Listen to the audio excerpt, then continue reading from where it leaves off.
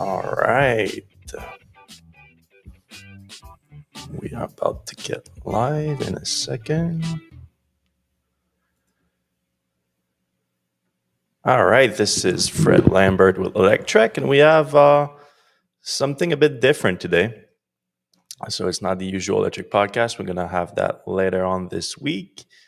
But I wanted to do sort of a relaxed live stream to sort of break down the entire earnings calls from last night with the transcript to get just you're basically going to get an idea of how I research these things and what's going to frame my reporting around the earnings for the next few days based on all the information that came out last night.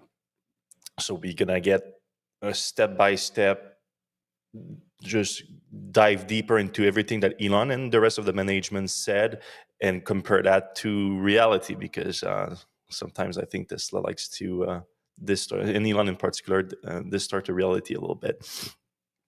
So if you guys have any questions, any comments, you can ask them live, and I'm gonna, it's a different kind of stream, so I'm gonna take your feedback if you guys want it a little bit different. So what the way I'm planning to do it is from the transcript. So I pull the transcript of the call. I think it's gonna be probably a little bit better than just having to pause the video all the time, and sometimes Elon have like a little bit of a speech impediment, and it gets hard to follow. And some of the other staff also you cannot hear them, not other staff, other management, you cannot hear them super clearly on the call. So hopefully the transcript is going to be a better way to look at it. So I have posted it on the website here with the accompanying post for this live stream. All right, so I guess I have my coffee again. I just woke up. It's going to be a relaxed morning. Don't put too much pressure on me on being super high energy right now, because I'm clearly not. More people coming to the stream right now, about 200 or so. If you guys have comments, don't hesitate. All right, let's dive right in now. I love Ron. There's never a dull moment these days. Yeah, sure enough. So at first, he focused on kind of a DOGE announcement and refocused on Tesla that I think got a lot of people excited. So every day is going to be exciting. As some people know, there's been some blowback for the time that I've been spending in government with Department of Government Efficiency at DOGE. Yeah, some blowback. You can say that again. That the work we're doing there is actually very important for trying to rein in, I think probably is main, the insane deficit that is leading our country, the United States, to destruction. That's quite a statement. The DOGE team has made a lot of progress in addressing waste and fraud. The natural blowback from that is that those who are receiving the wasteful dollars and the fortunate dollars the fraudulent dollars, I think you meant, will try to attack me and DOGE team and anything associated with me. So that has been Elon's mojo these days. It's modus operandi. It's anyone that criticize him right now, they're doing so because they are either frauds that were getting dollars that he took away with DOGE, or that they like fraud and they don't like that the fraud or the government waste were going their way, they were benefiting. It's obviously a pretty significant cop out here, because it's so easy to do. And anyone that criticizes me is just getting paid by they're paid protesters, or they are frauds that are getting money that I took away. It's like, come on, there's certainly more room for criticism than that. As we are continuing to grow the really unsustainable pace that was been crumpling our country, to fight the waste and fraud and try to get the country back on the right track. And I believe that the right thing to do is just to fight the waste and fraud by the country right to get the country right, by he's repeating himself here, together with President Trump and his administration, because if the ship America goes down, we all go down with it, including Tesla and everyone else. So this is to tie it back to Tesla, basically, because ever since Elon got involved with the government, he's been saying that he will make sure that this will benefit Tesla in some way, that Trump's administration is going to benefit Tesla. That sent the Tesla stock surging back in November and December. And a lot of people literally associated that to the anticipation of corruption or collusion between Elon and Trump, which to the benefit of Tesla hasn't really happened yet, other than Trump's White House infomercial for Tesla, which I don't doubt had a strong impact. But now his main argument with it is that my work in the U.S. government is going to benefit Tesla because it's going to save the U.S. and saving the U.S. is good for Tesla, which I get the logic is strong. Obviously, a strong U.S. would be good for Tesla. However, there's certainly room for criticism about how efficient his DOGE team is. At first he was talking about saving the U.S. government $2 trillion. A month or two later, he adjusts that down to $1 trillion. And now the latest forecast has been $150 billion, which billion is a lot smaller than a trillion. And when you actually look at the itemized supposedly waste or fraud savings that DOGE has accumulated over the last few months, they only account for about half of that 150 billion. So there's, again, not as efficient as he claims to be. And also all the claims of fraud, there hasn't led to any kind of prosecution, fraud prosecution for anything that he's came up with. So it's been purely, it's spending that he doesn't like, he called fraud. But some of it was probably waste. I can admit that for sure, and it's good that it's been cut. But it's not the United States saving initiative that he really claims it to be. All right, moving on. Now the protests that you see out there, they are very organized. They are paid for. Okay, fact check here. No evidence of that whatsoever. The Tesla takedown movement is a clear grassroots movement. We've been reporting on it since it started, and it's clearly started as a grassroots movement on Blue Sky, a competitor to X. So no evidence of that whatsoever. They are obviously not going to say admit so they're not going to say it. Okay, then you have to find proof of it, and you haven't found any evidence of it. All right.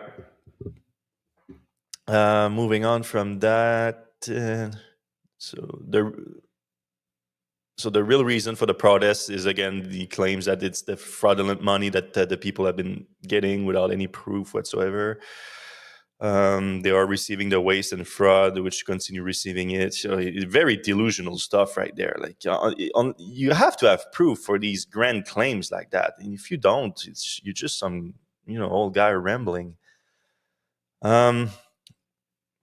But now he came to the announcement at some point here. So now that said, I do think that there's a large slug of work necessary to get the DOGE team in place and working in the government to get the financial house in order is mostly done. Ooh. Again, mostly done, but down from 2 trillion to 150 billion. And I think that starting probably next month in May, my time allocation to DOGE will drop significantly.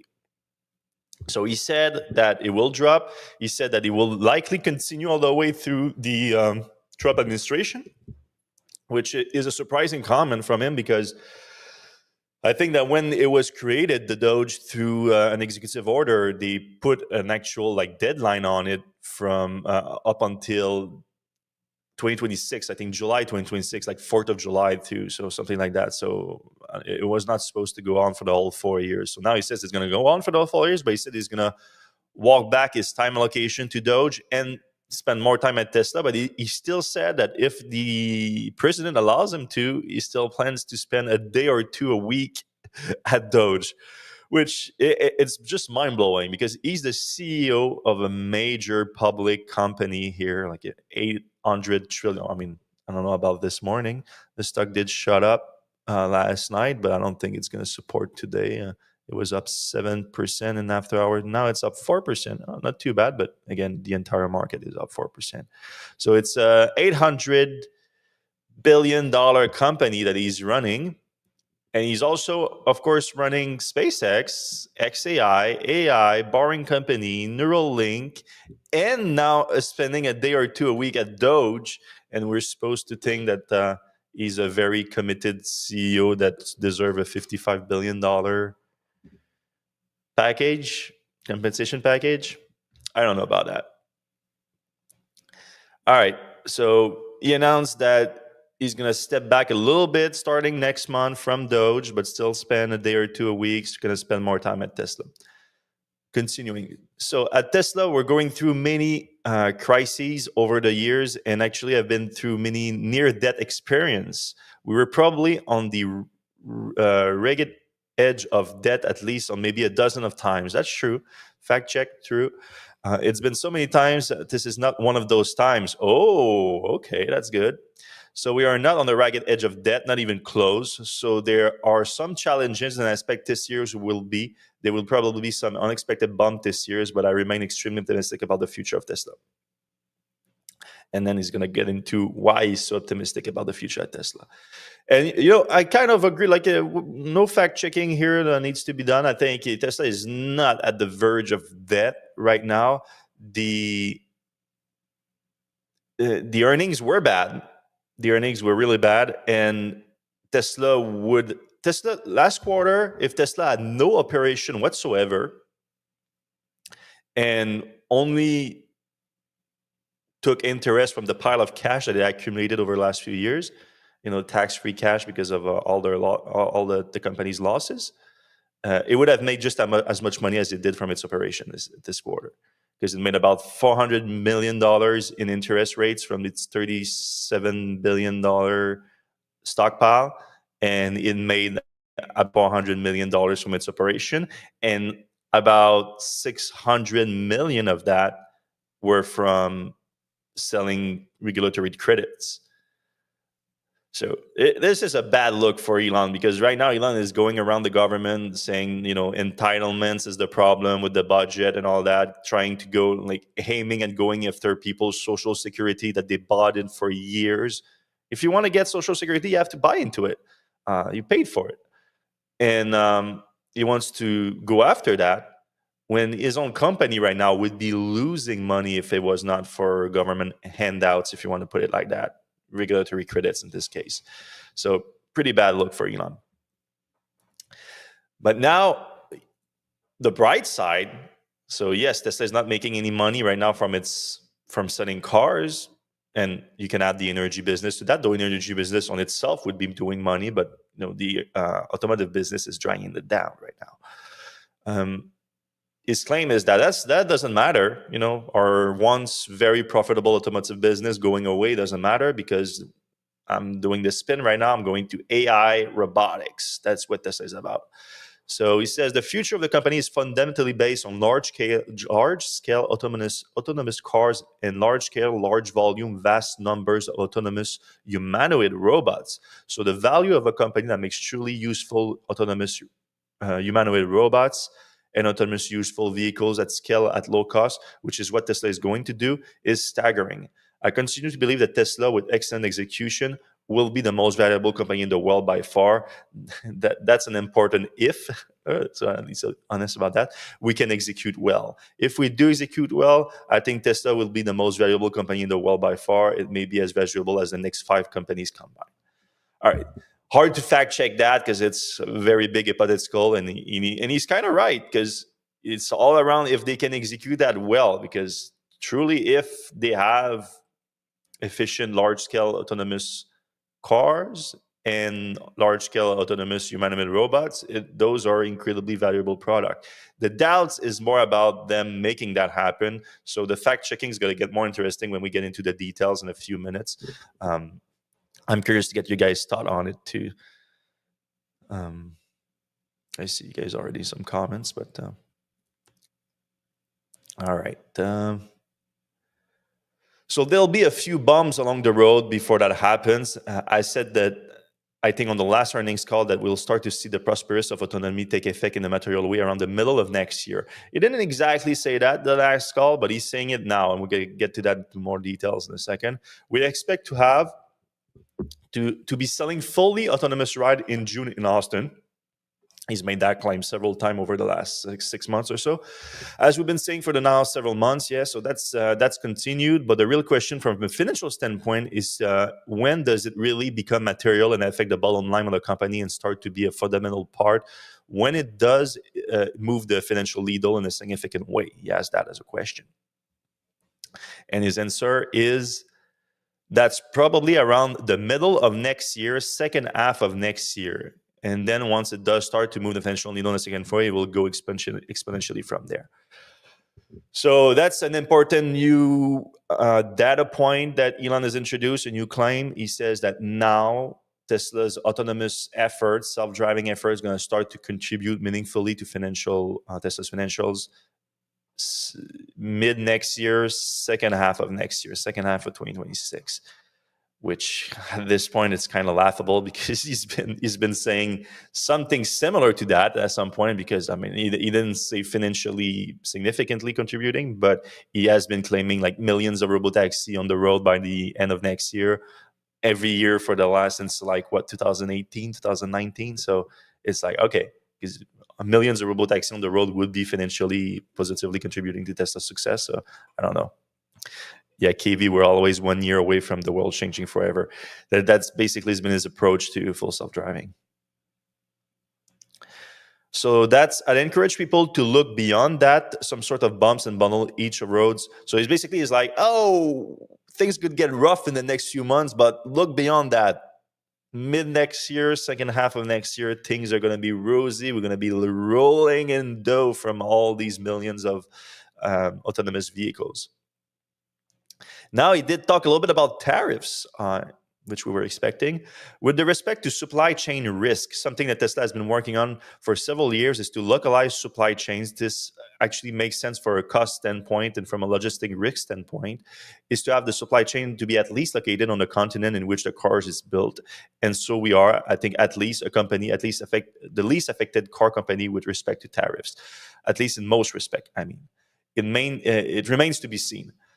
No fact checking there. I think that's fair. Tesla is probably the most vertically integrated company, automaker in North America. I think that's fair. Most vertically integrated, though their supply chain still heavily relies on North American countries outside of the US, meaning Mexico and Canada. So if the trade war gets worse with those, Tesla is in trouble. And also China obviously is a real problem. And it's a consuming problem.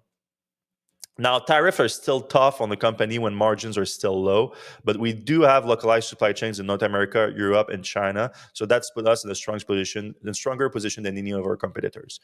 Probably true.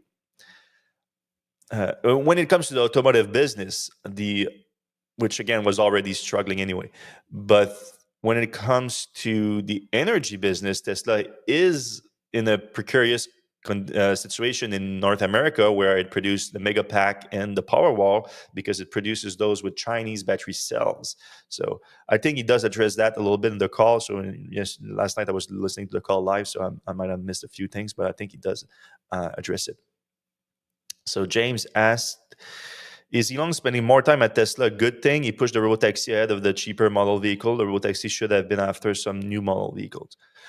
Yeah, that's a good point, James. I mean, personally, I don't think I would much rather see Elon move away from Tesla and do his other things than focus more on Tesla, purely on Tesla mission perspective. Even though he kind of announced last night that the mission has changed now to sustainable abundance is now the goal. But in the term of a focus on electric vehicle and accelerating the adoption of EVs and renewable energy, I think Elon has indeed, as your point, move away from that by focusing on the robotaxi instead, which have failed so far to work. So yeah, in that sense, I think Elon has been driving Tesla away from the mission. That's why I don't think him spending more time there is good. From a current shareholder perspective, I'm not a shareholder myself, but trying to put myself in the shoes of shareholders, if you're invested in Tesla right now, you believe in Elon Musk. So Elon spending more time at Tesla is good for the company. So I think Tesla's stock performance last night, even after like such terrible earnings, like obviously big miss on revenue, big miss on earnings, look worse than a lot of people thought. And the stock still went up, probably went up because of that, because they were like, hey, this is going to be good. Elon is coming back at Tesla. But again, like you said, I don't think that's as good of a thing that people think. I see my camera lagging a little bit. I don't know if it's just the camera. Can you guys hear me okay at least? I hope so. So continuing, he said, and undoubtedly I'm going to get a lot of questions about tariffs. And I just want to emphasize that tariff decision is entirely up to the president of the United States. So yeah, the next few, the whole paragraph is just him like saying like, oh, I've made my thought knowns to Trump about tariff, but he's listening to other people. I hope that someday he's going to listen a little bit more to me. That's fair. But you did. That guy would not have been elected if it wasn't for you. So take some responsibility also. We have Rob Hoffman from Lincoln says, are any of Elon's statements to be taken seriously compared to the years of ketamine-infused late-night X comments? None of this feels that far off. Yeah, a lot of people were concerned about Elon last night during the talk. He did not seem to be exactly himself. I don't know about that personally. Like, I think he was, he always has a weird speech impediment that some people kind of assign to sometimes drugs or other substances. But yeah, it's quite speculative at that point, even though he did admit to using ketamine at times. So he said, once we can make the whole system work where we can have paid rides, so he goes back to, let me see, I skipped a little bit here. Now, let me walk you through why I'm so excited about the future of Tesla. So at first, autonomy. The team and I are laser focused on bringing robotaxi to Austin in June. Unsupervised autonomy will first be solved for the Model Y in Austin. So this is a new information, that was released yesterday with the earnings. But I mean, it wasn't new information. We already knew this for a while when we've been saying it, but there's been rumors that Tesla will launch the Cybercab early and that they will use the Cybercab as part of this Austin fleet.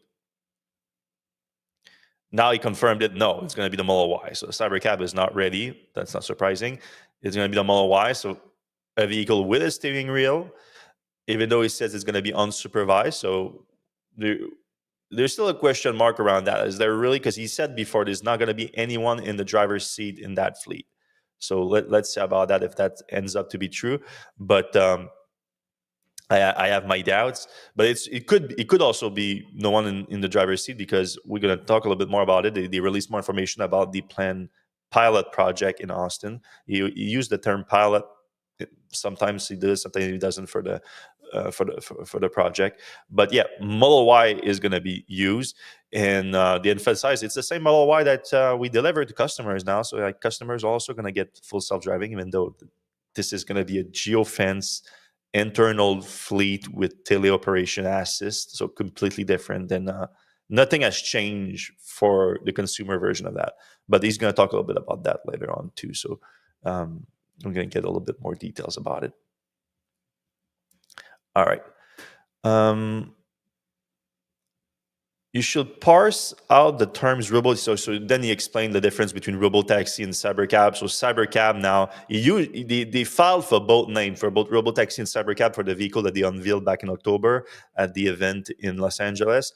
Now he sort of confirmed the vehicle, the steering wheel less two-seater vehicle is going to be called a cybercab, and robotaxi is the term they use just when a Tesla vehicle is fully autonomous and can give out taxi rides, taxi fares. Basically, he phrased that. So I guess that's good for him to finally clarify that 6 months later. So once we can make the whole system work where we can have paid rides, fully autonomous with no one in the car in one city, Austin, that is a very scalable thing for us to go broadly within whatever jurisdiction allow us to operate. Fact check here, that's not true. So that's the thing that you've been hammering Waymo on for years. That has been Waymo's approach, with the added think that Waymo use LiDAR and also map the cities it goes in. But I wouldn't be surprised if Tesla is not doing the same thing, not using LiDAR on the car that the robotaxi vehicle, but mapping the city, because he said that they are going through the same route now over and over and again to test out the same routes in Austin. So I wouldn't be shocked if that comes with some mapping also. And anyway, they are confirming that they are now optimizing FSD to work well within Austin, with all the specific problems that come with this specific deployment of autonomous driving in a city. And this time, it's Austin. That's what Waymo has been doing for years, and they've been then replicating that in different city, but they have to adapt to each city every time too. So now they are in Los Angeles, San Francisco, Phoenix, Austin. I don't know if they started in DC now or they're about to start in DC, but they've been expanding, but slowly because of that. So no, it doesn't scale super well, because Tesla's going to have to do the same thing in all other cities after that. Even though, yes, its vision-based system does have some benefit on that front, but if you have to adapt to Austin, you have to adapt to other cities as well. Once we can make it based to work in a few cities in America, we can make it work anywhere in America. Also, not exactly true. There's adaptation everywhere. Once we can make it work in a few cities in China, we can make it work anywhere in China. Likewise in Europe. Again, limitation on that front. Limited only by regulatory approval. Not true. Like, there's also some limitation in training. So this is the advantage of having a generalized solution using artificial intelligence.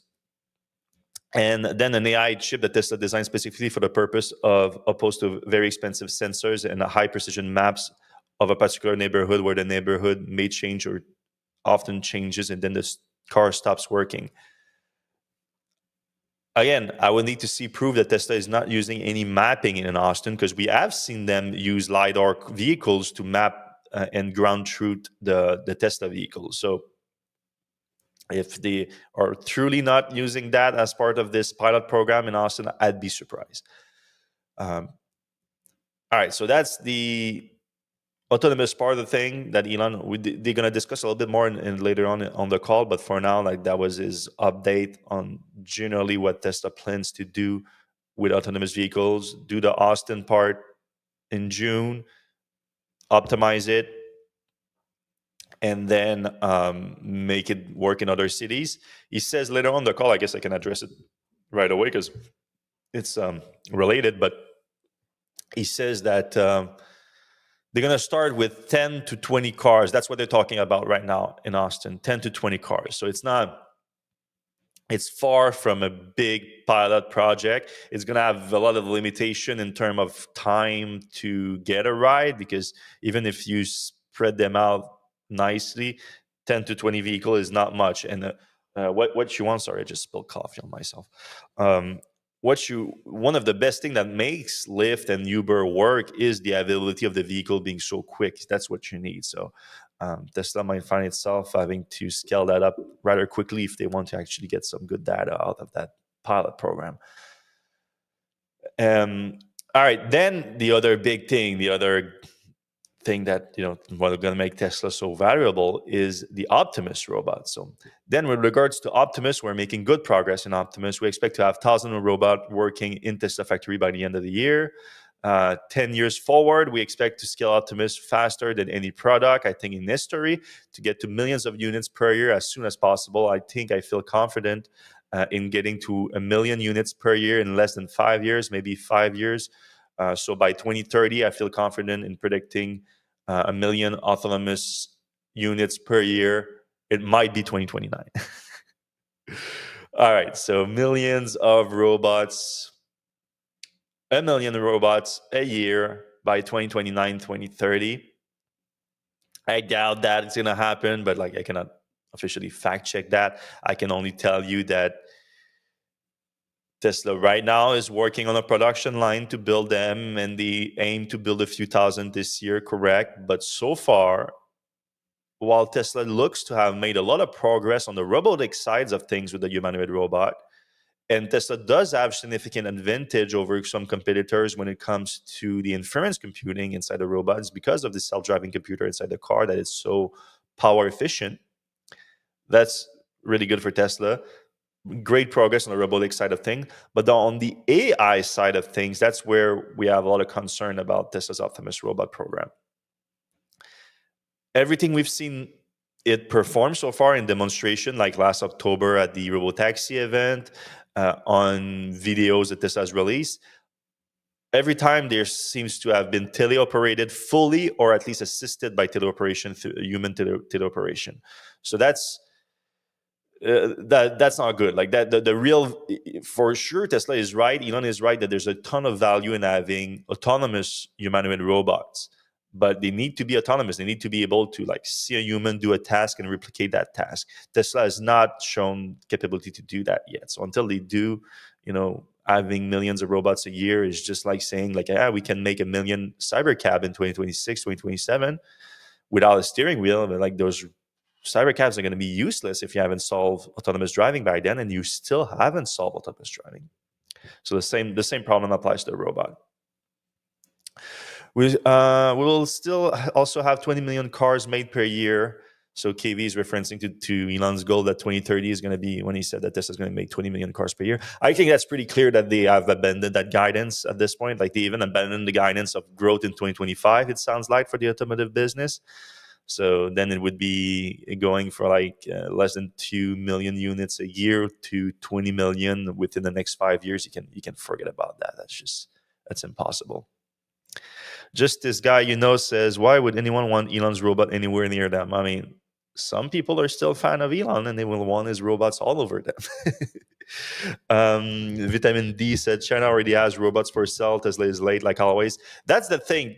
My main concern with the humanoid robot program at Tesla is like, even if it works, even if Tesla comes up with a good competitive solution there, they're not alone. So with later on the call, he talks about the autonomous on the autonomous front. He says that Tesla is not only that Tesla is not only the leader in autonomous driving, he believes that it's going to get a 90-something% market share at Tesla of autonomous driving, which sounds pretty wild because technically Tesla is behind Waymo right now. Waymo is the only one doing commercial rides and fully self-driving vehicles in the US. So they will need to catch up to Tesla and then catch up to Waymo and then take over completely, starting in June with 10 to 20 cars and then maybe ramping up next year. Like, good luck with that. But he appears to believe that the same thing is going to happen with the robots, which, as Vitamin D pointed out, there's plenty of humanoid robots programs elsewhere, including in the US. And like you said, in China, they have some very advanced one. On the robotics fronts, they're also doing great. They have some very impressive things on the robotic front. Now, I think they also need to solve the AI problem, though. They need an AI in there that can navigate and operate in its environment fluidly and also take over human tasks as simple as they can be, but effectively and repetitively with success. So we haven't seen that at scale just yet, but I wouldn't necessarily bet on Tesla getting there first. George says, nice rings. Yeah, I got my gymnastic rings in the back to do some pull-ups and some leg lifts. All right. So that's the robot now, 20-30 million units.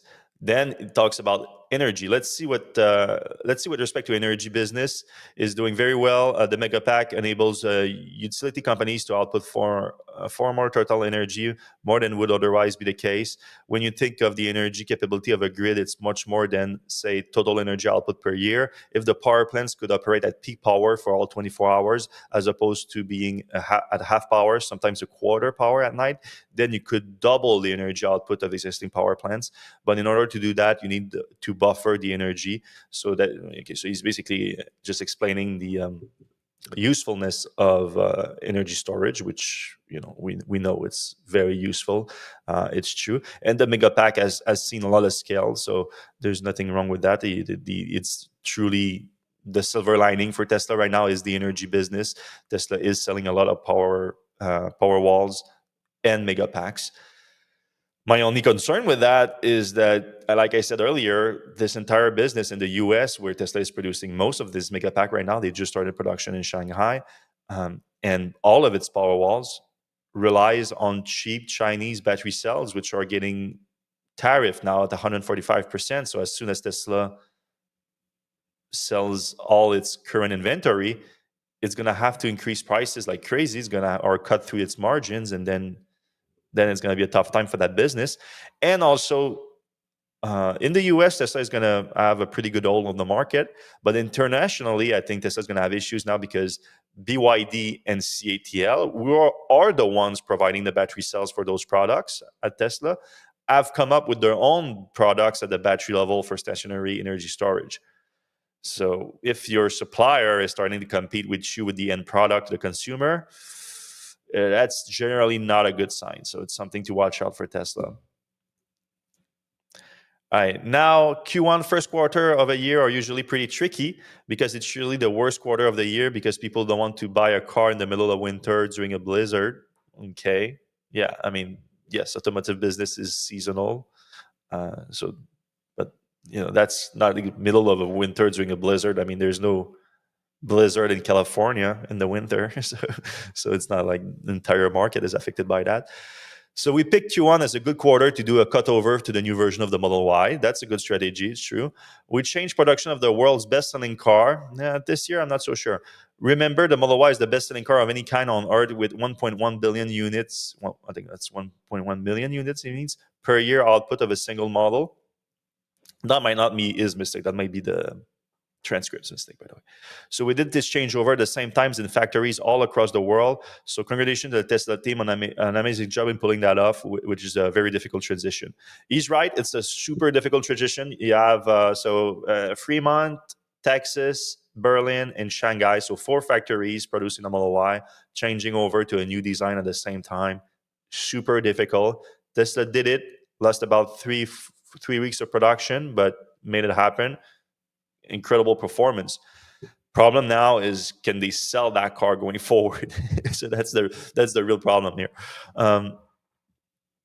In conclusion, while there are many near-term headwinds for us and the broader industry probably, the future for Tesla is brighter than ever. The value of the company is delivering sustainable abundance with our affordable AI-powered robots. So I like this phrase, sustainable abundance for all. If you say, like, what's the ideal future that you can imagine, that's what you want. You'd want abundance for all in a way that's sustainable. I can agree with that. I'm not saying, it's also happens to be kind of a pie in the sky thing to promise people, but in technicality, it's what people would want, I say. It's good for the environment, yeah, if it's sustainable. Basically, this is the happy future. If you say the happiest future you can imagine. All right, so he's selling you a dream right now. Dave Corbeil says, him saying he's ahead in Autonomous refer to the millions of cars out there with hardware ready to deploy using customer fleet. What other manufacturer do you think can compete on that front?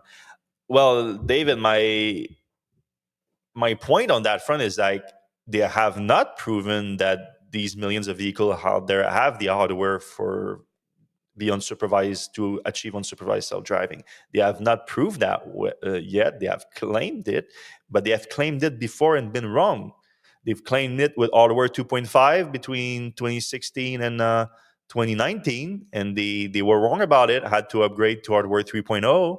And now, just earlier this year, they finally admitted the hardware 2.0 will not be capable of sustaining unsupervised self-driving. So now you have to believe them that with hardware 4, they're going to be able to do it. And I'm not willing to do that. I'm not willing to just believe them on that front. So, and I think it would be wise for most people to not believe them on that front. Because now hardware 5 is going to come, and maybe I'm confident that Tesla is going to achieve that at some point with maybe hardware 5, maybe hardware 6 that's coming. I'm just right now to believe that they are going to make it happen on the few millions of vehicles that they deliver with hardware 4. It doesn't seem likely to me. We already have seen sign of the hardware 4 computers getting closer to their limits. They have a much higher compute power than the Hardware 3 computer, which reached its limits last year. And so they have maybe a little bit more room to optimize the code and everything. But Tesla is getting about 500 miles between critical disengagement right now on Hardware 4 vehicles with the V13. They need to get a geofence service, they need to be in the tens of thousands of miles, which we're going to get into that later, but that's what they're trying to do right now in Austin by optimizing in Austin. But on the broader fleet, it's at 500. So going for 500, if you want a truly better than human version that is deployable everywhere, you need to be at 700,000 miles, because that's the goal that they stated. That's the goal of fewer critical intervention than humans get into accidents over a period of time. And based on Tesla's own data that they use from NHTSA, it's 1 in 700,000 miles to achieve that. So good luck going from 500 to 700,000. I think they can achieve something like Waymo with the Austin thing, optimizing for a city, get into the low tens of thousands of miles in a specific city. But that's just not the approach at all that Tesla has taken for years, and what can be deployed in a consumer vehicle, unless you allow the consumer vehicle to only do unsupervised self-driving when entering a geofence area within a city that Tesla has optimized for. So my point is that what Tesla is right now starting to deliver is so far off from what they promised with full self-driving. That's my point.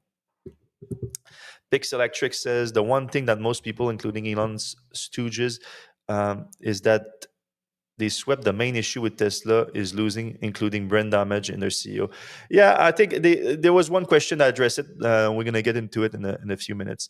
But then we have some word from Vijay, the CFO of Tesla.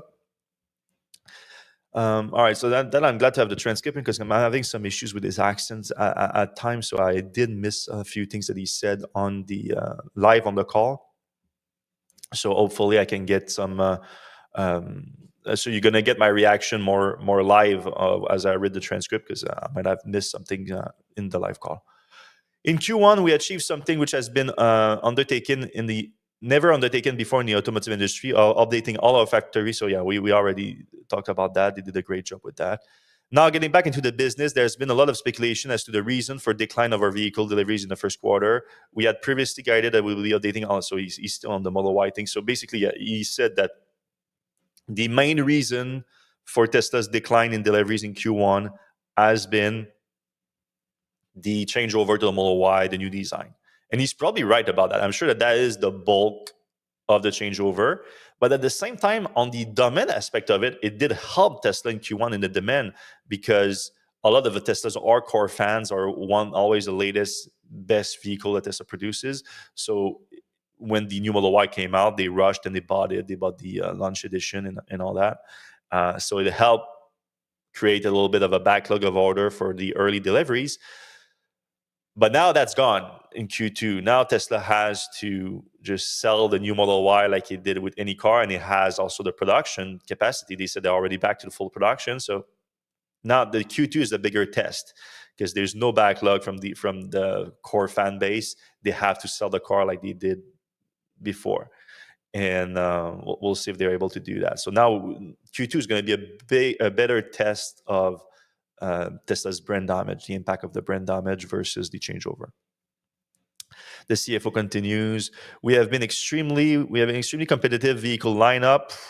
Okay, I can that fact check here. Tesla has launched one single new vehicle in the last 5 years, and that's the Cybertruck, and it's a complete commercial flop. So I don't know about how competitive the vehicle lineup is. In the US, I would say still somewhat competitive, mainly because they block Chinese EVs. So that helps making you competitive when you're blocking the biggest competitor. But in Europe, they allow some Chinese EV, even with tariffs. So the competition is stiffer there. And in China, I think Tesla is completely being squeezed out of the market right now. They're not really being competitive. Going through the recent update, and add to that, if it wants an FSD, you have a personal chauffeur which can take you almost anywhere under supervision. So a chauffeur doesn't require supervision. So I really don't like Tesla using the personal chauffeur thing right now, because it completely doesn't jives with supervision. If I haven't hired chauffeur that often. I mean, I hired Ubers and whatnot, but when you hire a chauffeur for a day, which I've done in vacation sometimes, I'm not required to look over his shoulder at every time and be ready to slam on the brake if he does a mistake. That's his job. So it's FSD, supervised FSD is not a personal chauffeur. There are numerous stories shared by customers ranging from how it has improved their daily commute to providing mobility to customers with disabilities. Providing mobility to customers with disabilities. If you're too disabled to drive a car right now, you cannot drive it with FSD. That doesn't make sense. To giving older customer the ability to travel comfortably and independently. Again, yes, it can maybe take away some of the stress of driving to a certain degree, but you are always responsible for the car. So if you're too old or too disabled to drive, FSD is not the solution necessarily for you here. So it's weird that it goes to that. Not only is FSD supervised safer than a human driver, there's no evidence of that whatsoever, statistically speaking, but it's also improving the lives of individuals who experience it. Okay, maybe. This is something you have to experience, and anybody who has experience just knows it. So this is my biggest complaint with Tesla with FSD. They are not releasing any data to prove any of that. They keep saying, you just have to experience it. I have been experiencing it for 3 years right now, more than that, 2021, 4 years right now. And I can admit that in a vacuum, if you test it in a vacuum, it is an impressive product. It's just when you compare it to the promise of unsupervised self-driving, which is what people bought when they bought this package, then the old product kind of falls apart because it's not as impressive.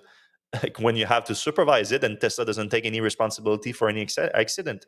It's not full self-driving then. And with that perception, with that context, I think it's just not as impressive on an anecdotal experience, which is the only thing Tesla is pushing for, because they refuse to share any data. George says, thanks for doing this, by the way, Fred. As an investor, I can't listen to calls anymore. Elon's BS makes me too angry. It's great that you call out the lines like this. Well, I appreciate you, George. You're an investor in Tesla and you don't like Elon's BS. I mean, I think the entire Tesla investment strategy right now, the entire thesis to invest in Tesla is based on Elon's bullshit right now. So I'd be curious to know your thesis for investing in Tesla while recognizing that Elon is bullshitting. All right, moving on from the CFO's FSD comment. He says, coming into the financial stuff, auto margin declined sequentially, primarily due to a reduction in the total number of deliveries. That's true. A lower fixed cost assumption due to factory change awards and lower regulatory credit revenue, offset by a slight increase in pricing due to the launch of new Model Y, despite incentive, which we had to sell legacy Model Y. Okay, so what he's saying here is that the auto margin decline because of lower deliveries. That makes sense. Tesla produced a lot more cars than it delivered last quarter, so that's costly. Lower fixed cost absorption due to factory changes. So yeah, they had to do the changes. Lower regulatory credit revenue. That's not true. There is no lower regulatory credit revenue. Let me share the deck here, the financial deck. So if we switch to the deck, okay, you got it here, and we move to here, you can see Tesla in Q1 reported 595 million in credits. So okay, you meant sequentially from Q4. Okay, from Q4 lower credit, but not that's not true, because it's lower credit amount total, but it's the credit, the gross margin helps per vehicle, so the amount of credit per vehicle, and per vehicle, Tesla, they delivered almost 100,000 fewer vehicles than they did last quarter, and they only have less than 100 million fewer in credit amount. So they delivered a lot more regulatory credit per vehicle. Look year over year as the better comparison than sequentially for a startup. Tesla had 16 billion in auto revenue in Q1 2024 versus roughly 13 last quarter. And at the time, delivering 50,000 more vehicle, they had 442 million in regulatory credit revenue versus 595 this quarter. So they unloaded a ton of credit this quarter, and it saved the entire quarter, because without that, they would have been losing money, because they only made $400 million overall. So you remove those 600 million, and Tesla is losing money without regulatory credit right now. All right, let me catch up to some of the comments here. KV says, on FSD, I tell people it's incredibly impressive that it can do any of this, but they are nowhere near solving it. Both things can be true at once. That's exactly my point here. It's impressive technology. It's just not what was promised. George explained his Tesla investment. Yes, I'm an old Tesla investor, and I need to take a tax hit at some point. Yeah, a lot of people in that position. And I still think the company has potential long term. Ideally, Elon is fired and they just execute now. But I'm wait and see. So you see, I can agree with that. But my thinking more is like, I think that if Elon leaves, I think Tesla's success long term relies on Elon not being involved anymore. And if Elon leaves short term, the stock will implode. I think is, again, a lot of the stock value right now is based on people believing Elon's FSD and humanoid robot timelines and expansions and whatnot. So if that doesn't happen, I think Tesla's in trouble. So I'm a Tesla investor once that, which I think will happen. Before that, I don't think it's worth it. All right. Tesla shut back up 7%. Woo! People are believing this. They are believing it. Good for them. All right, let's go back to the transcript real quick from share this tab instead. That should work. All right. A few other comments. Kevin Keller says, thank you, FSD. Back my car into my garage. $5,000 in damage. $1,000 deductible insurance increase. $80 a month. I appealed and was in I did nothing wrong and I have to pay. Yeah, you did nothing wrong, not according to Tesla. The Tesla is never responsible for any accident with FSD features. So that's it. Noah said, what do you think Tesla will do with the oversupply of Cybertruck? I think they will slash prices. I think that's the only way to sell the cars, to sell the trucks. Tesla is now sitting apparently on like 5,000 units or so, which is insane.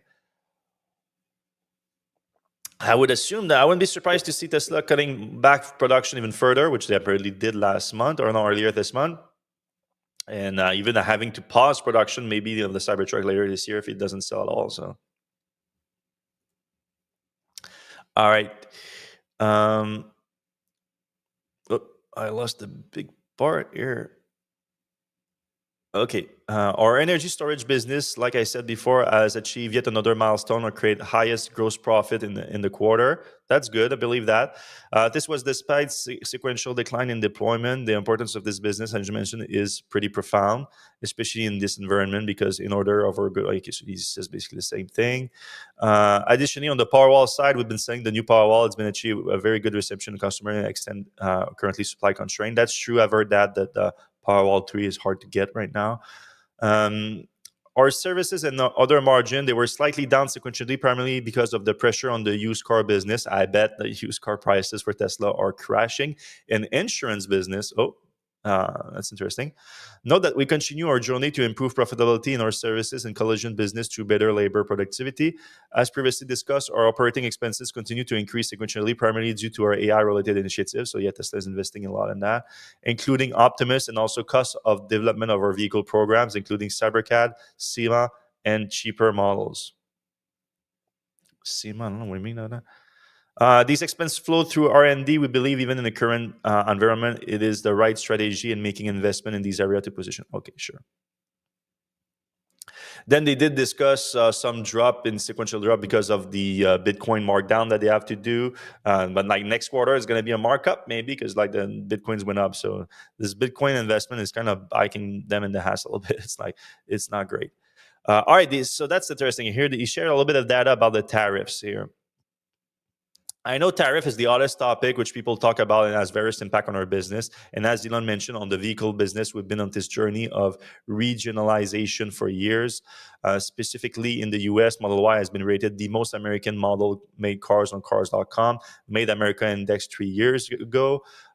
This end products of all the works which team has been doing all the years, and to the extent of that today. So he's okay. I'm sure there's some mistranslation here, mistranscript.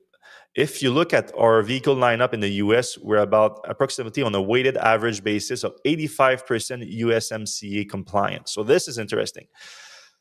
So Tesla, I think it's probably true that it's the most American made cars in the US, but it gets about 25% of its parts from Mexico for the most popular vehicles that they produce, the Model Y, Model 3. And then an undisclosed number of parts from Canada, because they included North America and Canada and the US together. And the Trump administration has put a 25% tariffs on parts and vehicles from Canada and Mexico. However, for now and until May, there is, and maybe going forward, they're just going to have to figure out the percentage of USMCA compliant parts that are the percentage of that is made in the US, because that won't be affected by the tariffs if there's cross borders for subsystem and whatnot. That Tesla stands at 85%. So there's at least a 15% of the parts that are going to be hit with a tariff, which going to be 25% in North America and Mexico in Canada, and the rest is going to be from China, most likely, most of the parts, and that's going to be 145%. So all those things are going to hit Tesla pretty hard. So like Elon says, this is definitely give us a bigger edge as compared to our other OEMs in terms of managing the tariffs. And we're not immune, because when the Section 323 auto test becomes effective in May, so that's what I just said, which includes Canada and Mexico, and Canada and Mexico has been part of our registration strategy, they will have an impact on profitability. So that's what he's saying, basically. And I know our research modeling on the impact has been up about a couple of thousand units, but it is pretty much in line with what we've been forecasting. Okay. So is he saying here that's going to go up a few $1,000 per cars? I think that's what he's saying. All right, that makes sense. Okay. On the impact of tariff on energy business will be outside, since we source LFP battery cells from China. So we've been reporting on that for a while, and they finally confirmed it. We are in the process of commissioning equipment for local manufacturing LFP cells in the US. But we've been hearing about that for 2 years now. So they've been working on that in 2 years. We don't know how successful they're going to be with that. There hasn't been LFP battery cell production in the US in any significant scale forever. However, the equipment which we have can only service a fraction of our total installed capacity. So that's the thing. Even if everything goes well with this, it's not going to make a big dent. Like Tesla is delivering 10 gigawatt hour of energy storage per quarter. They're not going to start production at a 40 gigawatt hour annually rate anytime soon. We also been working on securing additional supply chain from non-China based suppliers, so they're going to have to do that, but it will take time. Also note that in spite of all the impact on the US from energy from tariff energy business, we also have a mega factory in China which started operation. So yeah, they have the Shanghai mega factory that's going to help for outside the US markets, but most of Tesla's energy business has been based in the US right now. BV for Life says, laugh when Elon said that they are best by far in robotic. Bitch, please. It was just a marathon for robots in China. Marathon, not some simple move this block ear task. That's fair. Chinese robots are very impressive right now. All right. Moving on from the CFO's comment. Okay. There's a little bit more here.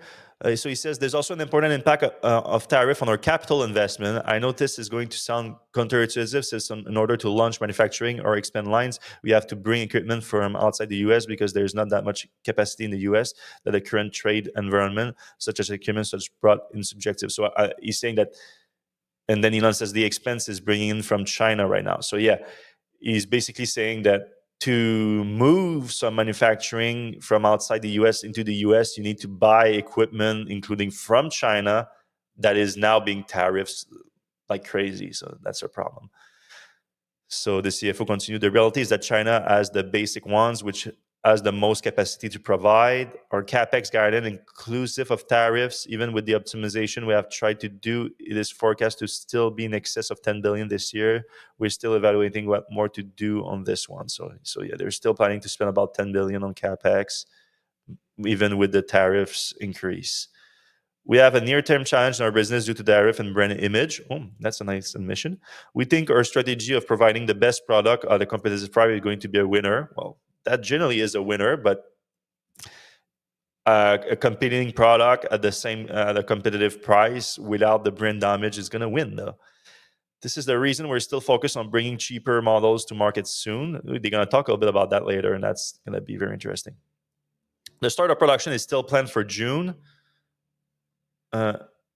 Start of production on those cheaper models. Okay, so now it's June instead of the first half of the year. Additionally, the investment in FSD related features, including pilot robotaxi launch in Austin later this year, should help create a new era of domain. I would like to thank everyone at Tesla and our customers. Okay, so I don't know how much the Austin robotaxi launch is going to help demand for Tesla. All right, so then they started taking questions from retail investors on say.com. All right, let me just open up this here. All right. The first question was, what are the highest risk items on the critical path to robotaxi launch and scaling? So Ashok got in, but then Elon started the response saying that just to talk about this ambiguity. Okay, so he explained the robotaxi versus Model Y thing. He said that the Model Y is going to be what they're going to launch in the US first. So that's okay. So it's going to be basically an S curve where it's very difficult to predict the intermediate slope of the S curve, but you know where the S curve is going to end up, which is the vast majority of Tesla fleet being autonomous. Okay, I don't know about that because the vast majority of Tesla's fleet right now is hardware 3, self-driving hardware 3, which you admitted is not going to support autonomous driving, and then you have hardware 4 vehicles that just still need to happen, and we don't know that's going to happen. In the meantime, Tesla is going to do its unsupervised fleet with hardware 4 vehicle, but with the help of teleoperation and geofencing. So it's a big claim to make. But then he goes a little bit further. I feel confident in predicting large-scale autonomy around the middle of next year. Certainly the second half of next year, meaning I predict that there will be millions of Tesla operating fully autonomously in the second half of next year. Fact check, you said that every year for the last 6 years and it never happened. So I have some doubts that's going to happen next year also. Again, I'm not saying that Tesla has no autonomous vehicle next year. I'm saying that next year, at best, Tesla's going to have things similar that they're going to have in Austin in June, operating in a few cities with internal fleet of vehicle, not consumer vehicles. It seems increasingly likely that there will be a localized parameter set, especially for places that have, say, very snowy weather. Like, say, if you're in the Northeast or something like this, you can think of it, it's kind of like a human. Like, if you can be a very good driver in California, but you're not going to be also a good driver in a blizzard in Manhattan. Okay, that's true, but that's a problem with ride-hailing based on self-driving, is that famously, taxi services don't go down when there's a snowstorm. On the contrary, they become more popular because people prefer to use the ride-hailing and taxi services when the weather is bad instead of walking or using public transportation. So you see, this is another use case that autonomous driving, if they have weather limitation, it's not good.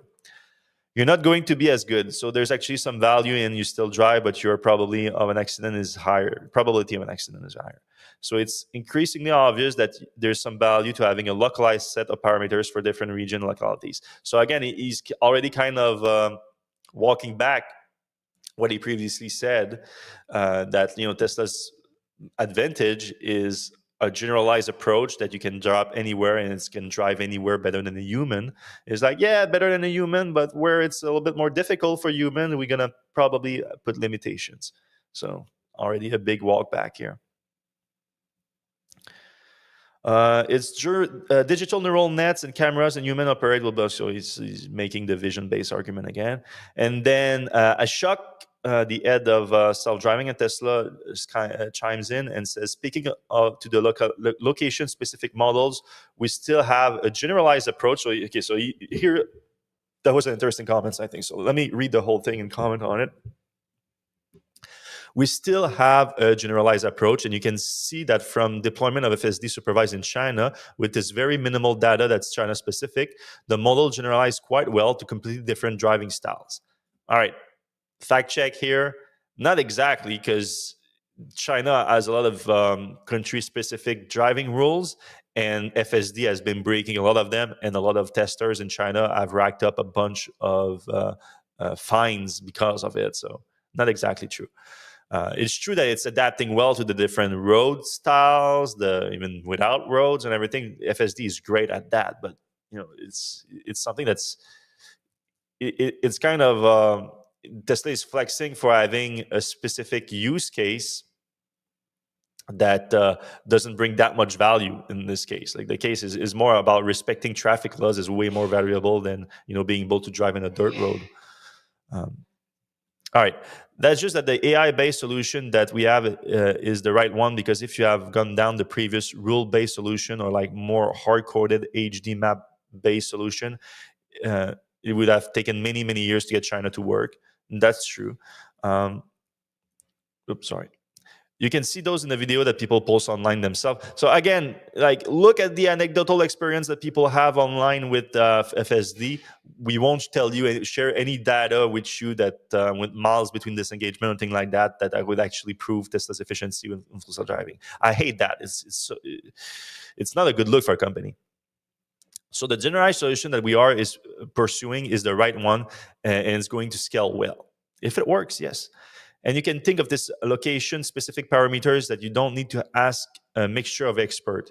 If you are sort of like familiar with the AI models, the Grok and others, they all use the mixture of an expert to sort of like specialize the parameters to specific tasks while still being general. Okay, he's talking about like specialized LLMs, I guess. This makes the model use limited amount of compute to solve for a diversity of tasks that has to solve. All right, so he's basically saying that it's less compute, it's more compute efficient to have a specialized solution with different parameter, which is what Tesla is going to do in Austin, which is not reflective of the general performance of FSD in consumer vehicles. Again, in terms of addressing the question that asked for, what are the critical things that need to get right? One thing I would like to note is validation. Self-driving is a long tail problem where there can be a lot of edge cases that only happen very, very rarely. Currently, we are driving around Austin using QA fleet, a quality assessment fleet. But then it's super rare to get intervention that are critical for robot taxi operation, and so you can get many days without getting any single intervention, so you can easily know whether you're improving or regressing in your capacity. You can't easily know, and we need to build out sophisticated simulation, including neural-based video generation. That's all happening in the background. Make sure we deliver a safe product that we are able to measure and safe, and then we can just exceed when we're driving around the block and something like that. So yeah, they are driving a bunch of Model Y right now to validate the routes in Austin specifically. So they are optimizing Tesla FSD for Austin right now. Again, not necessarily ideal, I think. Well, not ideal. Like it's great for Austin, but it's not what Tesla promised for having. I can have a Tesla vehicle, my own Tesla vehicle in New York, and say, "All right, drive me to Austin," and I'm gonna wake up while charging in in the middle of Mississippi for a while, like whatever. Thibaut Sorgnac said they gave up on delivering the new Roadster. By the way, yeah, there's no word on the Roadster anymore. D says Elon either lies like Trump or he's a conspiracy theorist. No evidence of anything he says. Not a lot of evidence going around. That's true. So then Elon added to what Ashok says. He says, "Yeah, I mean, very basic terms. If we're seeing an accident every 10,000 miles, I don't know where he got that 10,000 miles figure here, because he said if we are seeing. So I don't know if that's what they're seeing right now, because that would not be good. Then you have to drive 10,000 miles on average before you get an accident on intervention. So it's like, okay, I mean, we must be really. You don't have to be very worked out by the sheer number of Tesla doing in Austin right now. We're like pretty bizarre.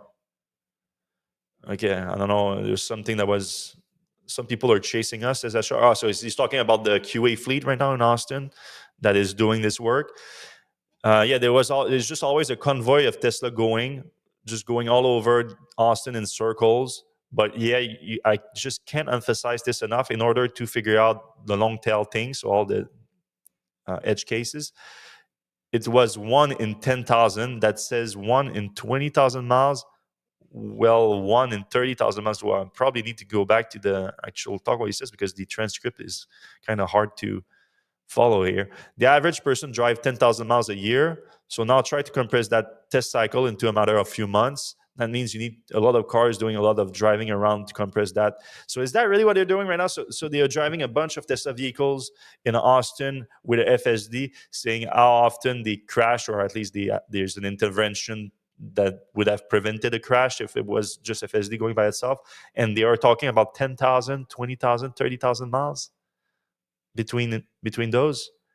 Because again, like I said earlier, NHTSA's statistic is a crash for a human driver 1 every 700,000 miles. I mean, we don't crash every year or every 2 years as a human driver. Most drivers don't crash at all. I drive all the time. I drive for work, and I had a crash and a half in my life. Probably driven hundreds of thousands of miles. Most people don't crash at all, so it's crazy. They're still so far off. If that's the numbers they're getting right now, they are so far from generalized experience.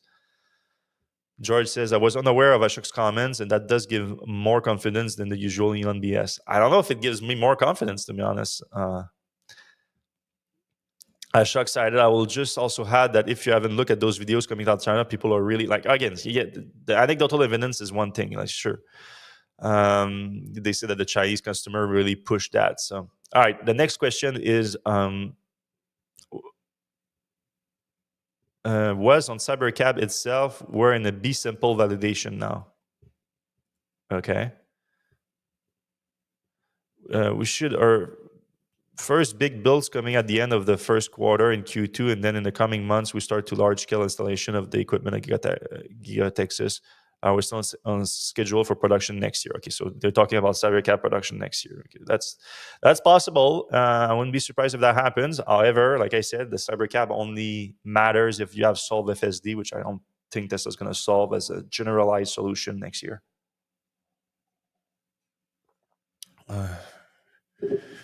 Okay. Okay, they also say there's new building being built for CyberCab, because the CyberCab is built inside the current building. Yeah, so that's we already knew about. Elon says that that Gigafactory is several times bigger than Pentagon. Okay. Next question. When will FSD unsupervised be available for personal use and personally owned cars? Okay, that was an interesting update here. Elon says before the end of this year. Not necessarily. I say within the US, like we don't want to test at Tesla. We're absolutely hardcore about safety. We go to great lengths to make the safest car in the world, and we have the lowest accident per miles. That's not exactly true. Fewest live loss, also no evidence of that. So we want to be very careful. We want autonomy to be definitely safer than manual driving. So it's not enough that just to be as safe. It needs to be meaningfully safer than if its car is manually driven, I would assume. And we want to confirm that there's not something. We just want to be cautious with the rollout. Again, the transcript, like Elon stutters sometimes and then like switch in mid sentence, so that transcript is not great. We don't want to jump in at the deep end with an army. So with that said, I think we should be able to have it work in several cities later this year for personal use. So the acid test being, we should be able to, can you go to sleep in your car and wait until your destination? I'm confident that it will be available in many cities in the US by the end of this year.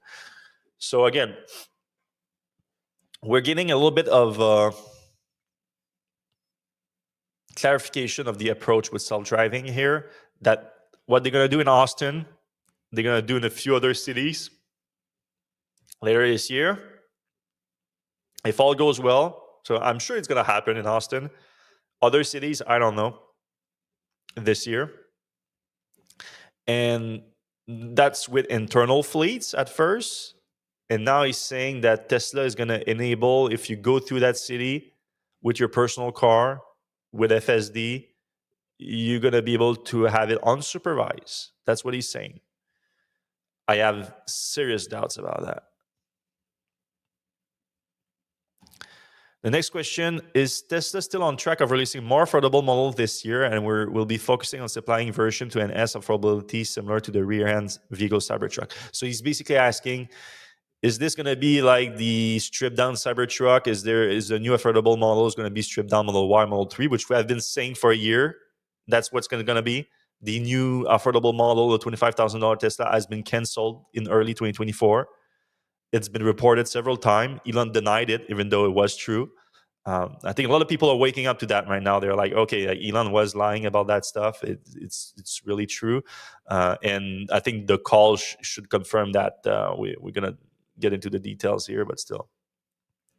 So Lars Moravi, the head of vehicle engineering, said, yeah, we're still planning to release a model this year.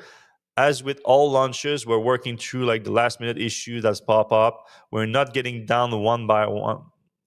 Probably a mistranscript here. At this point, I would say that the ramp might be a little slower than we had hoped initially, but there is nothing just kind of giving the turmoil that exists in the industry right now. So it was reported by Reuters last week that the new stripped down Model Y launch in the US was delayed by a few months. So it looks like Lars is basically confirming that here. But there's nothing blocking us from starting production within the timeline laid out in the opening remarks. So they said June. So the CFO said June in the opening remarks. Okay. And now, prior to that, they said the first half of 2025. So June is like mid 2025. It's important to emphasize that we all said along the full utilization of our factory is the primary goal for these new products. So kind of halfway responding to the comment above is like, is this just going to be another stripped down vehicle? He says our focus is utilization of the factories. So meaning the current production line for Model 3, Model Y, which are badly underutilized right now. And so flexibility of what we can do within the form factor and the design is really limited to what we can do in our existing lines rather than building new ones. So yeah, he's basically saying it's going to look a lot like a Model 3 and Model Y. But we've been targeting a low cost of ownership. Monthly payment is the biggest differentiating factor of our vehicle, differentiator of our vehicle. And that's why we're focused on bringing those new models and the big new lowest price to the market within the constraint of ceiling. So yeah, he's basically confirmed it. Like it is going to be a stripped down Model Y. The next question is, does Tesla see robotaxi as a winner take most market? And as you approach the Austin launch, how do you expect to compare against Waymo's offering, especially regarding pricing, geofencing, and regulatory flexibilities? Elon says, well, okay, the issue with Waymo's car is that it costs way more money, but that is the issue. The car is very expensive, made in low volume. Tesla probably costs 25 or 20% of what Waymo costs, and made in very high volume. That's true. That's true. But Waymo vehicles are just intended to be in internal fleets, unlike Tesla. Tesla is selling its vehicle to customers. So yeah, it has to be lower cost. And Waymo does use a lot more sensors than Tesla. And Waymo does operate currently fleets of truly self-driving vehicle with some teleoperation assisted, and geofencing is true. But that's also what Tesla wants to do. And they've been doing so for years. And they currently do, I think, like 100,000 rides per week. So Tesla, with 10 to 20 cars in Austin, maybe, because they're going to talk about that, 10 to 20 cars in Austin in June, it's going to take a while for Tesla to catch up to Waymo. So, ironically, we're the ones that make the bet that a pure AI solution with cameras and what do you have, the car actually will listen to for sirens and that kind of thing. It's the right move. It's the right move. And Waymo decided that an expensive sensor suite is the way to go, even though Google is very good at AI. So I'm wondering And it is worth noting that Tesla has both an incredible AI software team and an AI hardware chip design team. Prospect and discernible. So yeah, it's really, I mean, okay, it's hard to follow because he was stuttering quite a bit here. I don't see anyone being able to compete with Tesla at present. Okay, well, that fact check here. Waymo is delivering what Tesla plans to deliver in June. So yes, they are competing. Maybe not on cost of the vehicle right now, but Tesla's fleet is not going to be profitable either when they launch in Austin. I'm sure that they'll change eventually, but at least as far as I'm aware, because we will have, I don't know, 99% market share or something ridiculous. That's 90 something percent at least. I don't know, some of them might change, but if we have millions of car deployed next year, unless others have millions of car deployed, like we'll have, unless we're blocked by regulatory situation, it won't be long. I mean, in a few years, we'll have 10 million autonomous cars on the road and counting. All right, so that's just pie in the sky stuff. His argument is that Tesla's going to have 99% market share because it's going to leapfrog Waymo next year with these millions of cars. But like, okay, that means that Tesla needs to solve full self-driving at scale, and there's no evidence that it's doing that right now. The other things which people forget is that we're not just developing a software solution, we're also manufacturing the cars, and like Waymo has, they're taking cars and then try to put Waymo in it.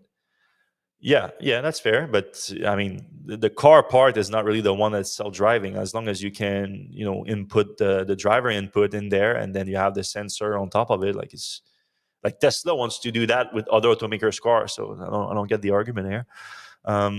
We don't do that, so definitely gives up a big leg up. And like Elon said, we only have a big existing fleet, which hopefully, with a software update, could become autonomous.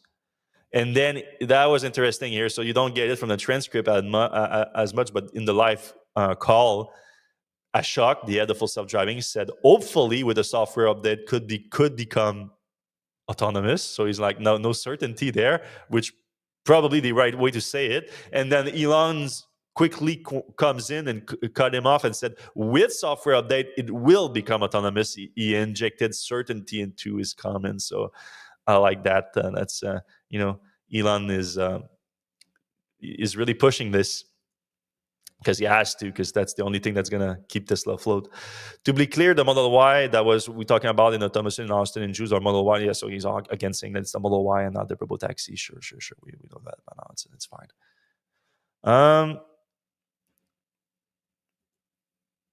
I think people don't appreciate that the car they buy today. So yeah, they're saying, okay, it's going to be the same Model Y in that robotaxi fleet that you can buy today, and that's going to be self-driving with a future software update.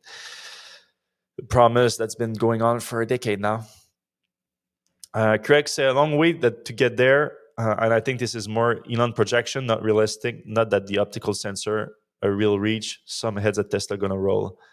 I mean, it's Elon's head that should roll. Elon was the one that's always pushing for the vision-only system. Kevin says Waymo over 200,000 rides per week now. Oh, I didn't know that. It's impressive. Josh says the price of LiDAR has come down dramatically. Yeah, LiDARs are not expensive anymore. Tesla's real argument right now is not really about LiDAR. LiDAR it's more about like the mapping, having to map a route before operating in it is one of Waymo's restriction right now, limitations. So Tesla claims not to have that, or at least they used to claim. Nowadays, they don't claim it as much. Again, because I wouldn't be surprised if they are doing it for Austin. Then they talk about the vehicle autonomously driving from the factory, from the production line to the delivery lot, but the shipping lot, I should say, which is not really impressive because it's low speed and private roads. It's nothing really. And then Elon claimed that by the end of this year, he thinks that the vehicle is going to be able to drive itself from the factory to a house of the customers, which, again, I doubt that very much. They talked about you can go film it yourself if you want because you can see it from the road. But again, that's not really impressive stuff. Okay, next question. Can you please provide an update on the unbox method and how that has progress? So the unbox method is the new way of manufacturing that's going to be used for the Cybercab. So Lars says, sure, it's progressing, absolutely. As I mentioned just a minute ago, like it is the basis for a cybercab manufacturing process. It's really what we change in order to allow the low-cost production and get the super high level of automation, really levels of automation that are sort of unheard of in the vehicle manufacturing scale. This is like not something that when you see it be produced, you think in terms of like, wow, this car has been built for 100 years. It's really something we've changed in the past year. We've been like focused on a lot of key development areas, marrying these large sub-assemblies together in a precise way, in an accurate way. We also de-risking like corrosion of uncoated aluminum structures in the ceiling across the seams of the vehicle. So that's interesting. And when you marry several components, and we've even done early crash testing. Oh, that's good news. An improvement, like it's going to be just as safe as other cars we build. So like we'll all that combined, we kind of go into the builds of what we have in this quarter for the Cybercab product, and then the Rex build tests of full scale integration with the unbox process, and that's kind of where we are. So we'll see them on the road test in a couple of months. Yeah, the unbox process has some promising aspect to it. However, I would remind people that are new to Tesla that last time Tesla has tried to do a big step up in automation and manufacturing was with the Model 3, and that was very difficult, and Tesla had to walk back a lot of the automation. So we'll see. I'm sure they learned a ton from their mistakes back then, and they can apply that this time around, so we'll see. Kiwi says, how will they charge on the way to your house from the factory? Well, I'm sure they're going to charge at the factory and then go to your house. Craig says, Tesla cannot afford to lose the margin on Cybercab, and Autonomy Biz case does not cover really a reach. So that's a good point. That's something that we reported on earlier this week based on the information report about the meeting where Elon killed the Model 2, the $25,000 Tesla, and then greenlit the Cybercab only. And the new stripped down Model Ys and whatnot. He was presented by an internal analysis at Tesla that did highlight the fact that the Cybercab, the autonomous ride-hailing fleet from Tesla, is not going to be. It was going to be hard to become profitable in the next few years, if even ever. So that's going to be rough. And the argument that Tesla had is like, all right, if we do really achieve an autonomous ride-hailing fleet with our cars in the US, it's going to slash car sales in the US, including our own car sales. And yes, even if we capture a large part of the autonomous ride-hailing market, is not going to really compensate for a loss of vehicle sales in the US, which is about 600,000 a year, which is very good. So, yeah, it's going to be rough for Tesla.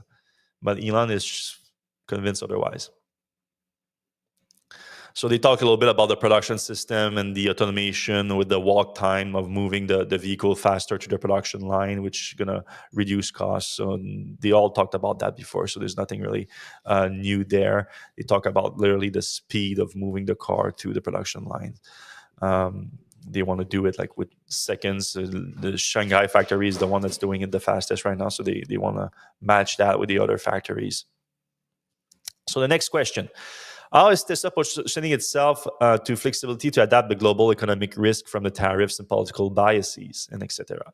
So they already talked a little bit about that, but I think they released a few more details when they said that. So as Elon said, so that's the CFO now, we've been working on that with the team. We continue to mitigate the global economic risk like tariffs and political biases by regionalizing parts supplies factory in North America, Berlin, and Shanghai. For example, in America, our high-volume vehicle programs have over 85% North American content, and Shanghai vehicles have over 95 local content. Berlin has very similar levels of localization as North America when you exclude the battery. Yeah, that's an important point. And we're working on regionalizing the battery as well. This is a pre-pandemic strategy that we accelerated post-pandemic through supply diversification, dual sourcing, vertical integration, advanced analytic, and local partnership to ensure supply chain resilience and production stability. Having said that, we're not 100% isolated from these tariff rates, are higher on our low-volume platform than the high-volume ones. There's no vertically integrated. Okay, so Elon again says that they're having a hard time. That Tesla is going to have the least issue out of everyone. Mark says vision-based FSD is superior. Superior to what? Have you tried the Waymo system because it works pretty well too.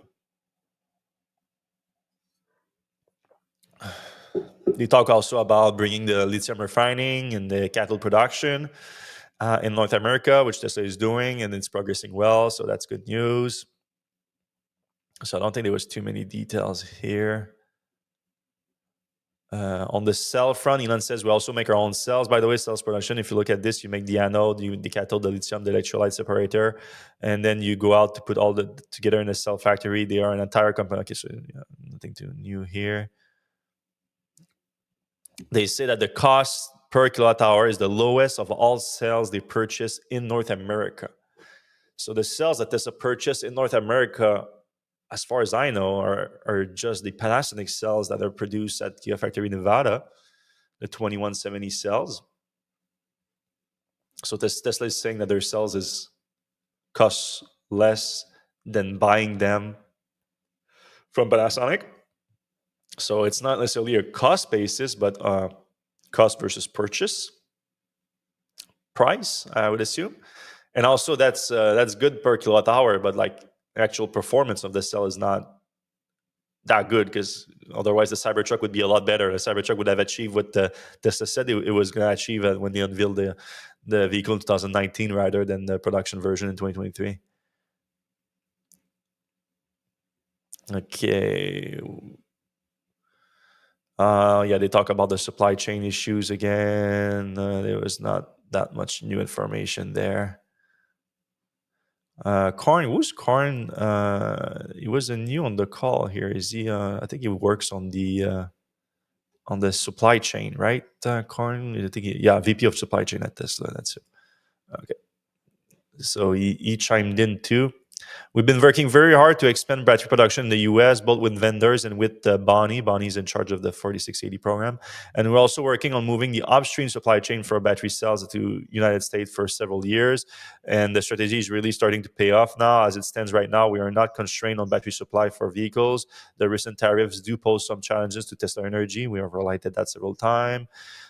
We actually have kind of a place going forward. We also some other sources coming online to supplement the shortfall. And then, of course, we have the production that's happening in-house.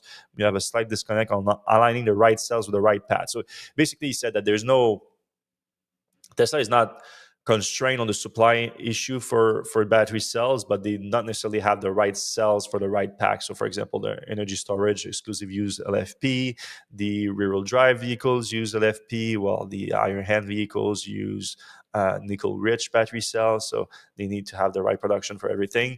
And for the stationary storage right now, if you want LFP cells, it needs to come from China. So Tesla is kind of screwed with that. Next question is, Tesla experienced any meaningful changes in flow rate in Q1 relating to all the rumors of brand damage? So that one was interesting because that's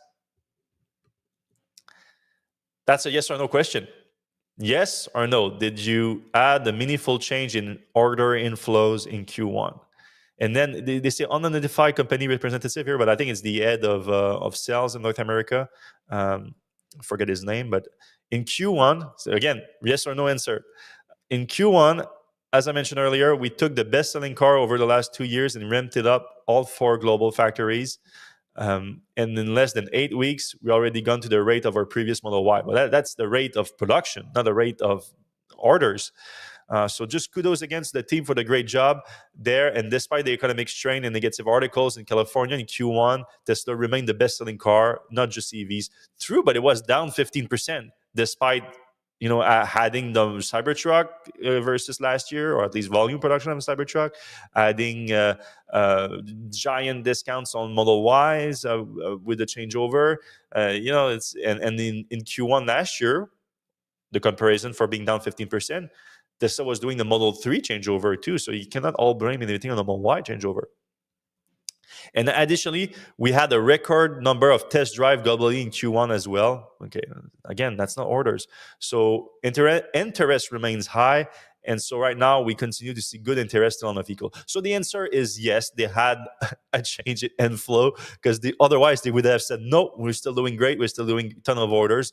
It said none of that in there. So obviously, you can just look at Tesla's configurators right now, and you can get a Model Y, a new Model Y delivered today in most places in the US, other than maybe one or two different colors that are, Tesla does batch production in batches. So sometimes it's limited in these certain options and colors.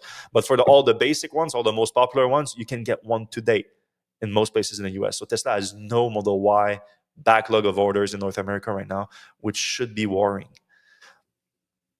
Elon added to that question. He says Tesla is immune to Tesla is not immune. I assume you wanted to say to sort of the macro demand for cars. So when there's economic uncertainty, people generally want to pause on buying, doing a major capital purchase like a car. But as far as absent micro issues, we don't see any reduction in demand. Nonsense. There were 50,000 fewer cars last year. Your production output was way higher than your deliveries. You ended the quarter with 1.3 billion more in inventory. You had more cars to deliver. It was not just production constraint issue. Thibaut Sarniac says, stripped down Model Y will probably cannibalize normal Model Y sales, decrease turnover with lower margin. That's true. If it's really a stripped down Model Y, which it sounds like it is, it's going to cannibalize sales a lot more. So it might increase sales a little bit overall because of the lower price at the sticker price. But ultimately, it won't work. It won't work in helping Tesla grow this year. I think it will have a very, very limited impact on total deliveries. Because let's say Tesla produced 200,000 of them, but it's going to probably take away 100,000 cells of Model 3, Model Y. So then you just up 100,000 deliveries, and then you need to keep selling the Model Y at the same rate minus that 100,000 cannibalization, which everything points to Tesla having issues doing that this year because it's already down 50,000 units in the first quarter. So it needs to catch up on that 50,000 units on top of compensating for the cannibalization of those two new models, because there's also going to be a stripped down Model 3 that's going to follow. All right, next question is regarding the Tesla Optimus pilot line. Could you confirm if it is currently operational? If so, the current production rate of the Optimus bots per week. Additionally, how might the tariff impact the scalability of this production line moving forward? Elon responded, I want to emphasize Optimus is still very much a development program. That's a refreshing, honest comment from him. It's not a large volume production. This year, we'll make a few. We do expect to make thousands of Optimus robots, but most of that production is going to be at the end of the year. So almost everything in Optimus is new. There's not like an existing supply chains for the motors, the gearbox, the electronics, the actuator, really anything in the Optimus apart from the AI for Tesla AI computer, which is the same one that we use in the car. So when you have a new complex manufacturing product, it will move as fast as the slowest and least lucky component in the entire thing. That's true. As opposed to approximation, there's like a 10,000 units things. So there's 10,000 unit things in the robot. Is that what you're saying? That's why anyone who tells you that you can predict with precision the production ramp of a truly new product doesn't know what they're talking about. Well, you've done that quite a few times. I guess you learned from it. It is totally impossible. So when you go through like a series of constraints where I would think this part is a limiting factor. Now that part is a limiting factor, but this part is a limiting factor, and multiply that by 1,000 basically. Okay, that was hard to follow, but I think he's saying that it's each part can have can be the bottleneck. So you have to multiply the bottlenecks by the number of parts. And the rate of the production is decided by how quickly you can solve each of these problems. That's true. Now, Optimus was affected by the magnet issue from China because Optimus actuators in the arm do use permanent magnet. Now, Tesla as a whole is not meant to use permanent magnet. Okay, so meanwhile, Tesla has reduced the permanent magnet used in its electric motors, I think that's what he's saying. But when something is volume constrained, like an arm of the robot, when you want to try to make the motors as small as possible, that's when we did the design in permanent magnets. Okay, so he says that while they have reduced the use of permanent magnet in the motors for the cars, they cannot do the same for the robots. So these were affected by supply chain by basically China requiring an export license to send out anywhere with these magnets. Okay, so we're working through with that with China. Hopefully, we'll get a license to use the rare earth magnet. China wants some assurance that these are not used for military purposes, which obviously they are not. They are going into humanoid robots. Well, humanoid robots can be used for military purposes too. So Tesla's going to have to basically swear to China that they will never sell the humanoid robots to the military, I guess. So that's not a weapon system, but that's certainly an example of a challenge. Okay. I'm sure there's going to be a lot more of these challenges with the Optimus robot. All right. By the way, let me know if you guys enjoy this kind of format. It's the first time I'm doing this, so if you guys have comments, have suggestions, have complaints, you can put them in the comment section right now, and I'll take it into consideration. If you do enjoy this kind of live stream, please give us a like, a thumbs up, whatever it is on the app you're watching right now, because we're live everywhere. That would also help the stream a lot, and it's free to do, and it takes a second. Appreciate it. We've been live for an hour 30 already. Okay, probably have another good 30 minutes or so, and then at the end I can look at the questions too, though I've been kind of responding to them kind of live at the same time. All right, next question. We already covered whether robotaxi was still on track this year. So they move to the analyst question. So the first question is Pierre Faragou from New Street. He's a big Tesla fan. He's really a Tesla bull. I'm super excited to hear robotaxi and Optimus becoming a very tangible future product. Yeah, so he's been drinking the Elon Kool-Aid. He thinks that the robotaxi and Optimus is really going to work. But I have actually a question on the legacy, not legacy in the current auto business. When I look back at the ramp of the Model 3 a few years ago, I really saw it as being the iPhone of cars, a new product completely reinvented. While Tesla is not selling a ton of Model 3s right now, and Apple is still selling a lot of iPhones. Very different user experience, vastly superior, impossible to match for traditional competitor, impossible to match. The Model 3 has some serious competition right now. And for the iPhone, which resulted in the high end of the smartphone market, quadrupling in the size, and actually Apple taking 60% market. So when you look at the Model 3 and Model Y today, I think they're still actually vastly superior to any other cars. I mean, it's an opinion, I guess. I wonder why they're taking about 50% of the addressable market and not more. Oh boy, he's not happy with 15% of the car market. It's huge. So another way to put this, why are there not so many people still buying BMWs and Mercedes, knowing that Model 3s and Model Ys are out there and available? I mean, a lot of people just don't like Tesla too, and Elon in particular. If you're trying to solve that internally, if you understand why, what are these auto buyers? I mean, he's asking why people are still buying other cars. What kind of question is that? So Elon's answer, yeah, the reality is that in the future, most people are not going to buy cars. Okay, so he's making his argument again with he says that remember the answer. He's basically said it's like driving a gasoline car that's not autonomous is going to be like riding a horse with a flip phone. So sure thing. BVs for Live says, could you do this for Ken Power 2? Q1 results are coming on Friday.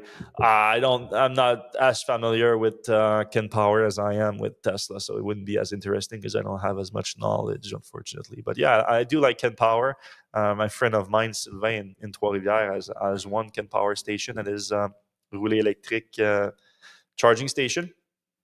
And he likes the product very much. He thinks it's a great product. Next question is for Emmanuel Rosner at Wolf. So Emmanuel says, Elon, the public version of FSD software still has a decent amount of, I guess, intermittent human intervention that are required. You can say that again, 1 every 500 miles or so for critical intervention. So what's still required for the software on your end to get to travel where it doesn't need to be supervised? And I'm asking in the context, obviously, the June launch being in the next couple of months. What's still needs to happen? We're working on the DeFi company. So I think that's Ashok here that's responding. So Ashok says, I mean, we're aware of the intervention that are happening in public bus, public version, I think you meant there. That's why we are hardcore burning it down. Okay. I think there's some mistranscript here, but and really speaking, some initial launch city helped us focus on solving all the issues that we face here in Austin. For example, we are focusing on Austin, we're not we're solving all the issues that customers in Boston or somewhere else might face. So again, he's confirming that they are focusing everything on an Austin version of the software right now, at the detriment of the consumer version, the large-scale consumer version. That's why we haven't seen an FSD updates in months, or significant update in months, because the team is just focused on optimizing for Austin. They're gonna fake a win in Austin, basically. All right, next question is for Emmanuel Rosner at Wolf. So Emmanuel says, Elon, the public version of FSD software still has a decent amount of, I guess, intermittent human intervention that are required. You can say that again, 1 every 500 miles or so for critical intervention. So what's still required for the software on your end to get to travel where it doesn't need to be supervised? And I'm asking in the context, obviously, the June launch being in the next couple of months. What's All right. Um, for example, if one of the computers goes down, okay, they're working on the redundancy too. Write down the customer fleet. It would like throw the red hands and ask you to take over, but we don't want that kind of situation, obviously. So we're solving both like the reliability issue and autonomy software, and also the reliability issue, the system software, like together in Austin. So they also have to build in redundancy that they haven't been building in the consumer version. But the consumer version, because you're always responsible and need to pay attention all the time. If the system screws up, it just tells you grab the wheel real quick. So you cannot do that if it's unsupervised because there's no one to grab the wheel. Is not supposed to be the one in the driver's seat. So another big thing to solve here. Elon had it. Really just want we work through a long tail of usual intervention. So they need to do the March of the Nines now. That's just started the March of the Nines to all the 0.00001% cases. There are thousands, if not millions, of those that needs to be solved. So these are really very rare as a single intervention every 10,000 miles. I mean, if that's really where they are now, they are so far off. That's other driving you go to do even find one case within Austin, I guess, not Athens. And then Ashok had some intervention that have been due to systematic, like missing functionalities. For example, for handling emergency vehicle correctly, you don't need to consume audio as an input. But then the consumer-facing version, you have audio input, but the version that it's going to be in Austin will have audio input. So yeah, that's true. There are some things that will remove intervention that in the consumer version versus the one in Austin just by adding actual functionality like that. That's true. But I mean, does that brings you from 500 miles between intervention to like 1,000 miles? Like I don't know. Like it's hard to tell. Then Emmanuel asked, but would you have like remote operator, for example? I mean, every now and then, if the guard gets stuck or something, someone will like unblock it, unblock it. But it's just because we are a bit conservative, we are tend towards more safety. Than even if we stuck every now and then, we do have remote support. So he's confirming the teleoperation assisted system. That's what he said, and we've been reporting for months that's going to be one of the limitations in Austin. Next question from Edison at Dutch Bank. Edison says, thank you very much for the question. So I wanted to ask about the damn Optimus supply chain. We already talked about that. So Elon says, yeah, we already talked about it. And then he wanted to come back actually to the robotaxi then. Do you have a sense of how many cars or when? Oh, yeah. So they said that Elon, he asked how many cars in the initial pilot launch in the robotaxi in Austin. And Elon said that they're not exactly sure yet, but they're talking about 10 to 20 right now. So I talked a little bit about that earlier, but it's very limited. It tells you just how I think they're using this Austin launch as claiming a win for self-driving at Tesla. Like Elon has been wrong about Tesla self-driving timeline so much for years, and now he's finally going to be able to claim a win on timeline. They're actually going to launch this very limited pilot project in June. It's like, yeah, sometimes I'm right, sometimes I can actually do it right, but like, okay, it's just not what you've been promising for years at all, though. Dean McManus says, this is very informative format, doing a quick review of this Tesla info, getting real-time perspective on their comments and having live chat feedback. Kudos. Thank you, Dean. That was the goal. That was the exact goal that was the going for. So then they switched to George at Canacor, sorry. It has to do with FSD pricing. Can you envision when you launch your unsupervised FSD that you could sort of be a multi-layered pricing approach to unsupervised versus supervised, similar to what you did with Autopilot versus FSD in the past? Thank you. The CFO responded first. This is something that we've been thinking about. I mean, just so you know, for people who have been trying FSD, we've been using FSD, they think given the current price, it's too cheap because for $99, you can basically getting a personal chauffeur.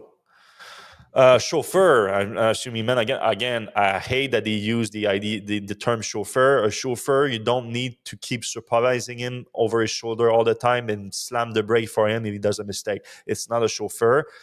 And yes, of course, $99 a month would be super cheap for a chauffeur, but it's not that. So yeah, FSD is not cheap at $99 a month of $8,000 if you buy it. And also, you've reduced the price of FSD. It used to be more expensive. It used to be $200 a month. It used to be $15,000 at the purchase. and you kept claiming that the price will keep going up as the system gets better, and then you reduce the price. So is the system getting worse? No, just no one is buying it at $15,000, and not that many people is buying it at $8,000. The take rate appears to be below 10%. So for such a great product that is so cheap, not a lot of people, of Tesla owners is buying it. Elon added, "Yeah, I mean, we do need to give people more time to they want to look at key break points. Can you read your text messages or not?" Yeah, so that's the thing. The real value in full self-driving is when it's unsupervised full self-driving, and you can look at your text messages, pull out your email, go to sleep, things like that. That is where the real value lies, and Tesla has not delivered that. It's driving pretty well in some cases by itself under your supervision, and you need to supervise it at all times, so that as soon as you introduce that and you take away responsibility from Tesla, you've killed the value of FSD. The real value is in the unsupervised aspect to it.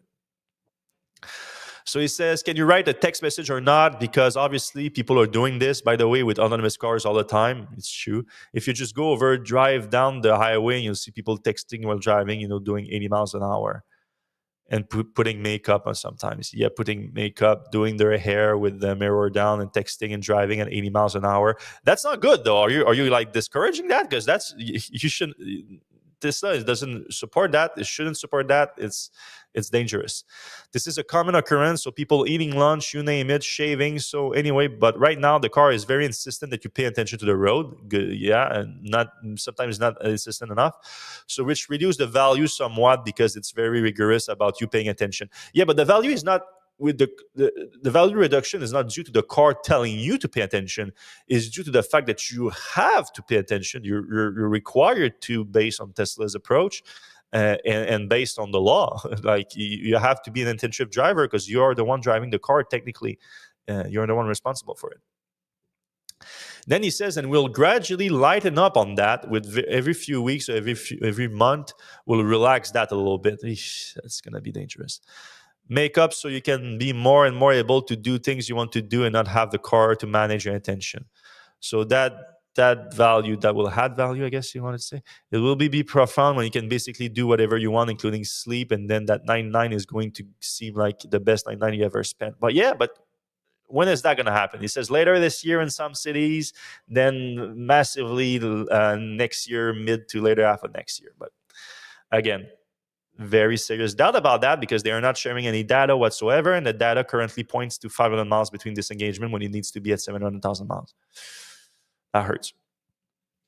George has a follow-up about geographic expansion. Just maybe discuss additional market. There's been news around India recently. Could you launch this year, next? Okay, in India. So the CFO, who's actually from India, says, we've been working on getting into India. India is a very hard market, and especially the current, and I don't want to talk about just tariff, but the current tariff structure with India is that any car which we send there is subject to 70% tariff, also like a 30% luxury tariff on it.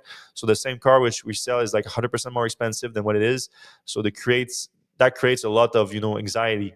Okay, it's like people feel okay, they are paying too much for the car, but by the way, we're not getting the money. The local government is getting the money. Okay, that's actually how tariffs works, by the way. But the local government gets the money, and the consumer is paying it.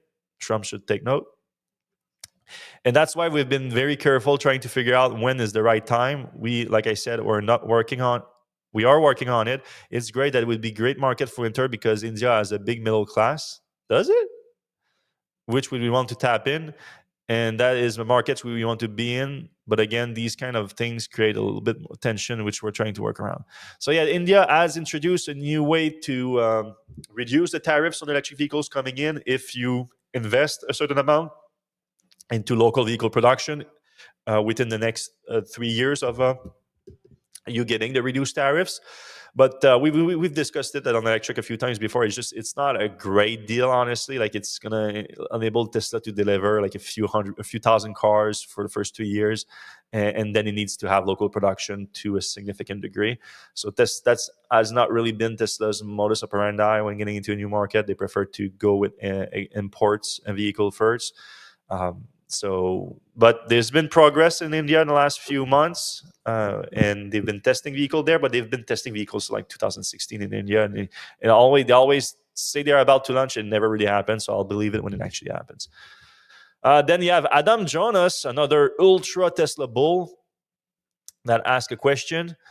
Oh no, yeah, not right away because it actually didn't work. So Adam comes back at the end of the call here. So they go to Colin Langan at Wells Fargo first, and Colin says you're still sticking with the division-only approach. A lot of autonomous people still have a lot of concern about sun glare. A vision only, man. Here about sun glare, fog, dust, any color on your anticipate getting those around those issues because of my understanding there's blind cameras when you get glares and stuff. Then Elon says, "Nah, that's not really a problem. He's not looking to lidar, and he's kind of right about that. There's a way to get around sun glare. I still think that Tesla has some blind spot with its camera setup in Hardware 4 and Hardware 3 cars that I think are going to be a limiting factor. That it's never going to be able to achieve level 5, and I have serious doubt about level 4. But he's right about the sun glare not being a big issues for the cameras." Then he has a follow-up. He says, they are obviously made a report on the other day that the affordable model was delayed.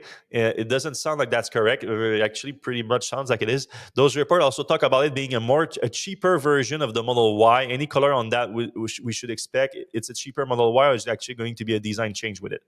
And again, pretty easy, like yes or no answers. And even though Lars kind of actually confirmed that it is a stripped down Model Y, and the answers here kind of confirm it too. So first, the CFO says, I think Lars already covered it, answering one of the say.com questions. The real thing which we are trying to focus on is affordability and using our existing line. There's always limitation when you use existing lines. So how many different form factors can you bring to it? So that's the way to say you should think about it. That's the way you should think about it. I don't know if Lars wants to add anything. So basically, yeah, it says you can anticipate them to look very similar to the Model Y, Model 3. I think, as I said before in other calls, the recent upgrades to the Model Y, Model 3, Model Y platform, we made some pretty great cars at pretty great prices, and we added a bunch of features and things like that. I think it's easy to consider that moving forward, Tesla doesn't make bad cars, and we always make, our intent is to make a car that is any worse than any car we've produced in the past. And so models that come out in the next months will be built on our lines, will resemble in form and shape the cars we currently make. And the key is that they will be affordable and we'll be able to buy one. So again, it's going to be a Model 3 and Model Y with a lot fewer features, cheaper materials. Exactly what Tesla, similar to what Tesla introduced in Mexico with the Model 3 late last year, but probably even with further changes further down the production line, further down the fewer features and lesser material. Then Jonas come back. Adam Jonas says, in February 28th, Joe Rogan interview, Elon, you advocated for a ramp in tariff to give people time to adjust. Otherwise, quote, you said the system would break and bad things would happen. So are things breaking yet? And if the announced tariff as announced remain in place, when will things start to break? So Elon's basically didn't want to say that things are breaking or things like that, and he emphasized that the president does what he wants, that he listens to him, but then he also listens to other advisors. We know that Elon has been in a public spat with Navarro, who is the biggest proponent of tariffs in the Trump administration right now. So they've been spatting together. So he's basically said that hopefully Trump will start listening to him more when in regards to tariff than Navarro, but that president does whatever he wants, he says. So I'm not going to just repeat his comments. That's basically what he said. Then Jonas added, I respect that. Yeah, you sure do. Between China and the United States, who, in your opinion, is further ahead in the development of physical AI, specifically on humanoid and also drones? I'd be interested in even close of kind of, is it even close or kind of how? Yeah, seriously, because he wants to know what he thinks of the difference between the development in the AI, physical AI, humanoid robots in the US versus China. Elon's response was interesting here. This is the last response that we going through on this stream. I think you know the answers for drones. I mean, a friend of mine, Naval, made this post on X. I reposted it, but I think a prophetic statement, which is any country that cannot manufacture its own drone is doomed to be a vassal state to any country that can. That's a big statement here because it's basically saying that the U.S. is going to be a vassal state to China, and we can't in America cannot currently manufacture its own drone, but that's again unfortunately. So China, I believe, manufacture about 70% of all drones, and if you look at the total supply chain, China is almost 100% of drones, or have supply chain dependency on China. That's also true. So China is a very strong position, and here in America, we need to shift more of our people to resources to manufacturing, because this is, and I have a lot of respect for China because I think China is amazing actually, but the United States should not have such a severe dependency on China for drones and be unable to make them unless China gives us the part, which is currently in a situation. With respect to Yemen and robots, I don't think there's any company in any country that can match Tesla. He has not been following what they've been doing in China with robots. Tesla and SpaceX are number one. Number one. And then now I'm a little concerned on the leader. And then now I'm a little concerned on the leaderboard. Ranks 2 through 10 will be Chinese company, but I'm confident the rank 1 will be Tesla. All right. He's true about that. He's right about that. Like in terms of, I think he's right about the top 10 company probably going to be from China, because on the manufacturing aspect, they are way ahead of everyone.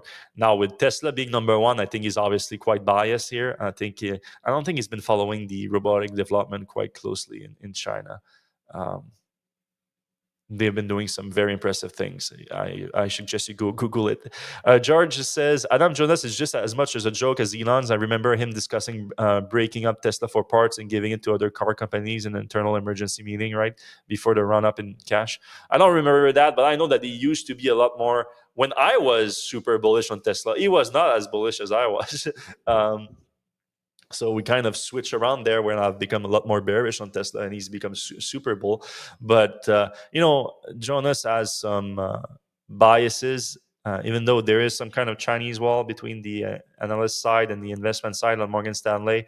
Morgan Stanley is a bank that Elon does a lot of personal business with. So I wouldn't be surprised if there's some shenanigans going on there. I would really not be surprised about that. But yeah, that's pretty much it. We went through the whole thing to give you an idea of like how I approach these calls. Let's go check out Tesla stock real quick just for fun.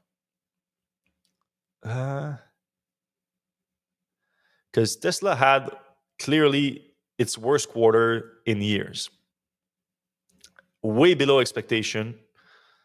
Any kind of stock should have crashed from that, but the stock is now up 6.7% today. Now, to be fair, the rest of the market, the NASDAQ is up 2.77%. So normally Tesla has a performance like that when the market is up so much. But still, it's wild, because Tesla's automotive business right now is quite frankly disappearing. Slowly, sure, but it is. The gross margin is going down. The automotive gross margin is going down. The only way Tesla is making money selling cars right now is through regulatory credits. Without the regulatory credits, Tesla would have lost money. Of course, they could also reduce capex, and that would compensate. So they would actually still make a little bit of money, but very little money, less than they were making a few years ago. Sales are going down. Tesla's solution is to do a stripped down version of its current vehicles, which when the company is failing, that's generally the first thing they do. They look, what features can we cut off of our products to make it cheaper or to increase our gross margin. That is one of the first signs of a company that is failing. Tesla is having incredible brand damage due to Elon, and the only positive thing about Tesla's business right now is the energy business. It's doing well, and that's because it's mostly the Powerwall has a very strong hold on the residential home battery market, even though there is some competition happening right now that's going to put some pressure on it. And on the utility scale, the Megapack has been the preferred product for a while now. Like I said, there's competition coming from BYD and CATL. We already supplied the cells for those products, so they are likely going to be more competitive than Tesla. So that's Tesla's number one problem. And number two problem with the energy business is the LFP cells coming from China are going to get a lot more expensive now. Tesla's going to have to find solution, as they discuss on the call, or their gross margin will evaporate. and or the price are going to have to go up significantly, which is going to reduce the size of the market for Tesla. So the only silver lining is getting darker, basically, which leads Elon to having to pivot to autonomy and humanoid robots to keep the stock going, because the stock is the product right now. They're pumping the stock with these kind of announcements. And on the humanoid robot front, I'm actually not bearish that much. I just don't think that Tesla's going to capture a majority of the market with it. I think there's strong competition both within the US, but also mainly in China, that have equal or even better robotics. And China is doing great right now in AI. They are advancing really fast. Like those robots are now being combined with things like DeepSeek and some of the leading AI models in China. I think that's going to be super competitive with Tesla's humanoid robot. So even though I think Tesla could have a viable product within the next, let's say, 2 years with Optimus, I don't think it's going to be like $1 trillion product like he claims to be, because the Chinese are already there and they're going to have strong competition. Now, on the self-driving front, so that has been more even like shorter term because of the Austin launch. But like I said, the Austin launch, I think, is a distraction. It's Tesla trying to claim a win on a June timeline with the launch of the product, and distract the fact from the failure to deliver unsupervised self-driving on consumer vehicles. Now, he did say a bunch of new timelines about that happening also by the end of the year in some cities, and then on a larger scale next year. But they haven't supplied any evidence of that. When we ask for evidence, instead of giving us actual data of disengagement per mile and things like that, they say, try it for yourself, get anecdotal evidence, look at YouTube videos. And that's just not how a serious company does things. Because like I said, it's true that the FSD can be impressive in consumer vehicles right now. I have it in my car. If I show it to someone that has never experienced it, it's like, wow, the car is driving itself. It's like, yes and no. It's performing the driving task itself, but it's not doing it at a rate that is reliable enough for it to operate without my supervision, which kills the value of FSD, makes it not very valuable. The real value of FSD is in unsupervised, and Tesla is not achieving that yet, and it's not proving that it's on the fast path to achieving that. Instead, it's shifting to making it work in a geofence localization, so that it can make it look like it's working on a large scale. But basically, all it's going to do, it's going to compete with Waymo, which Elon himself claimed is not scalable. So I think it's kind of smokes and mirrors. I think it's a stock pumping attempt more than anything, really. And it's working. The stock is up 6%. So congrats to shareholders. Personally, I would think that's an opportunity to get out, because I don't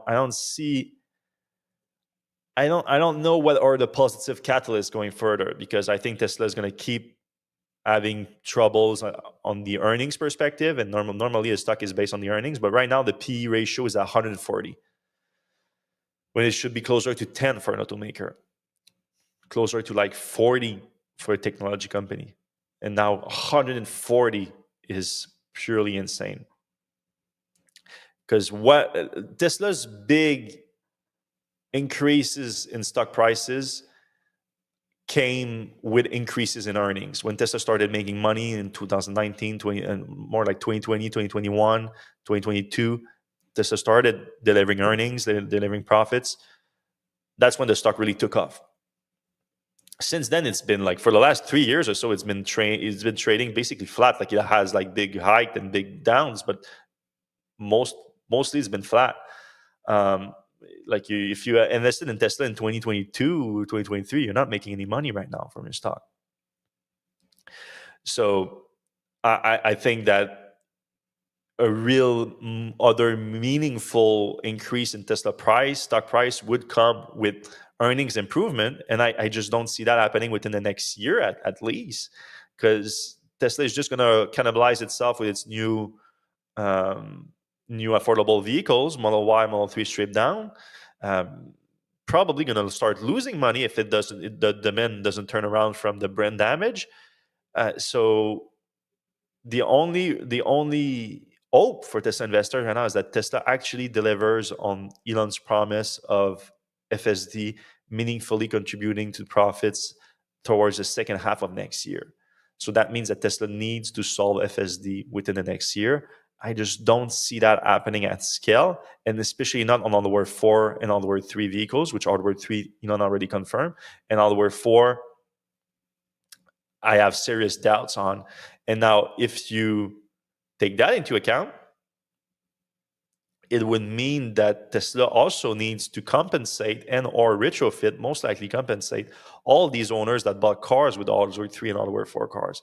So yeah, on top of like the uncertainty of Tesla actually delivering profits from self-driving in the second half of next year, huge question mark. I would give it like probably less than 20% chances, like 20% chances or so of that happening. I think if Tesla FSD contribute by itself without any liability issues I'm about to discuss by itself, it's probably more toward 2027, 2028 that's going to start to have a significant impact.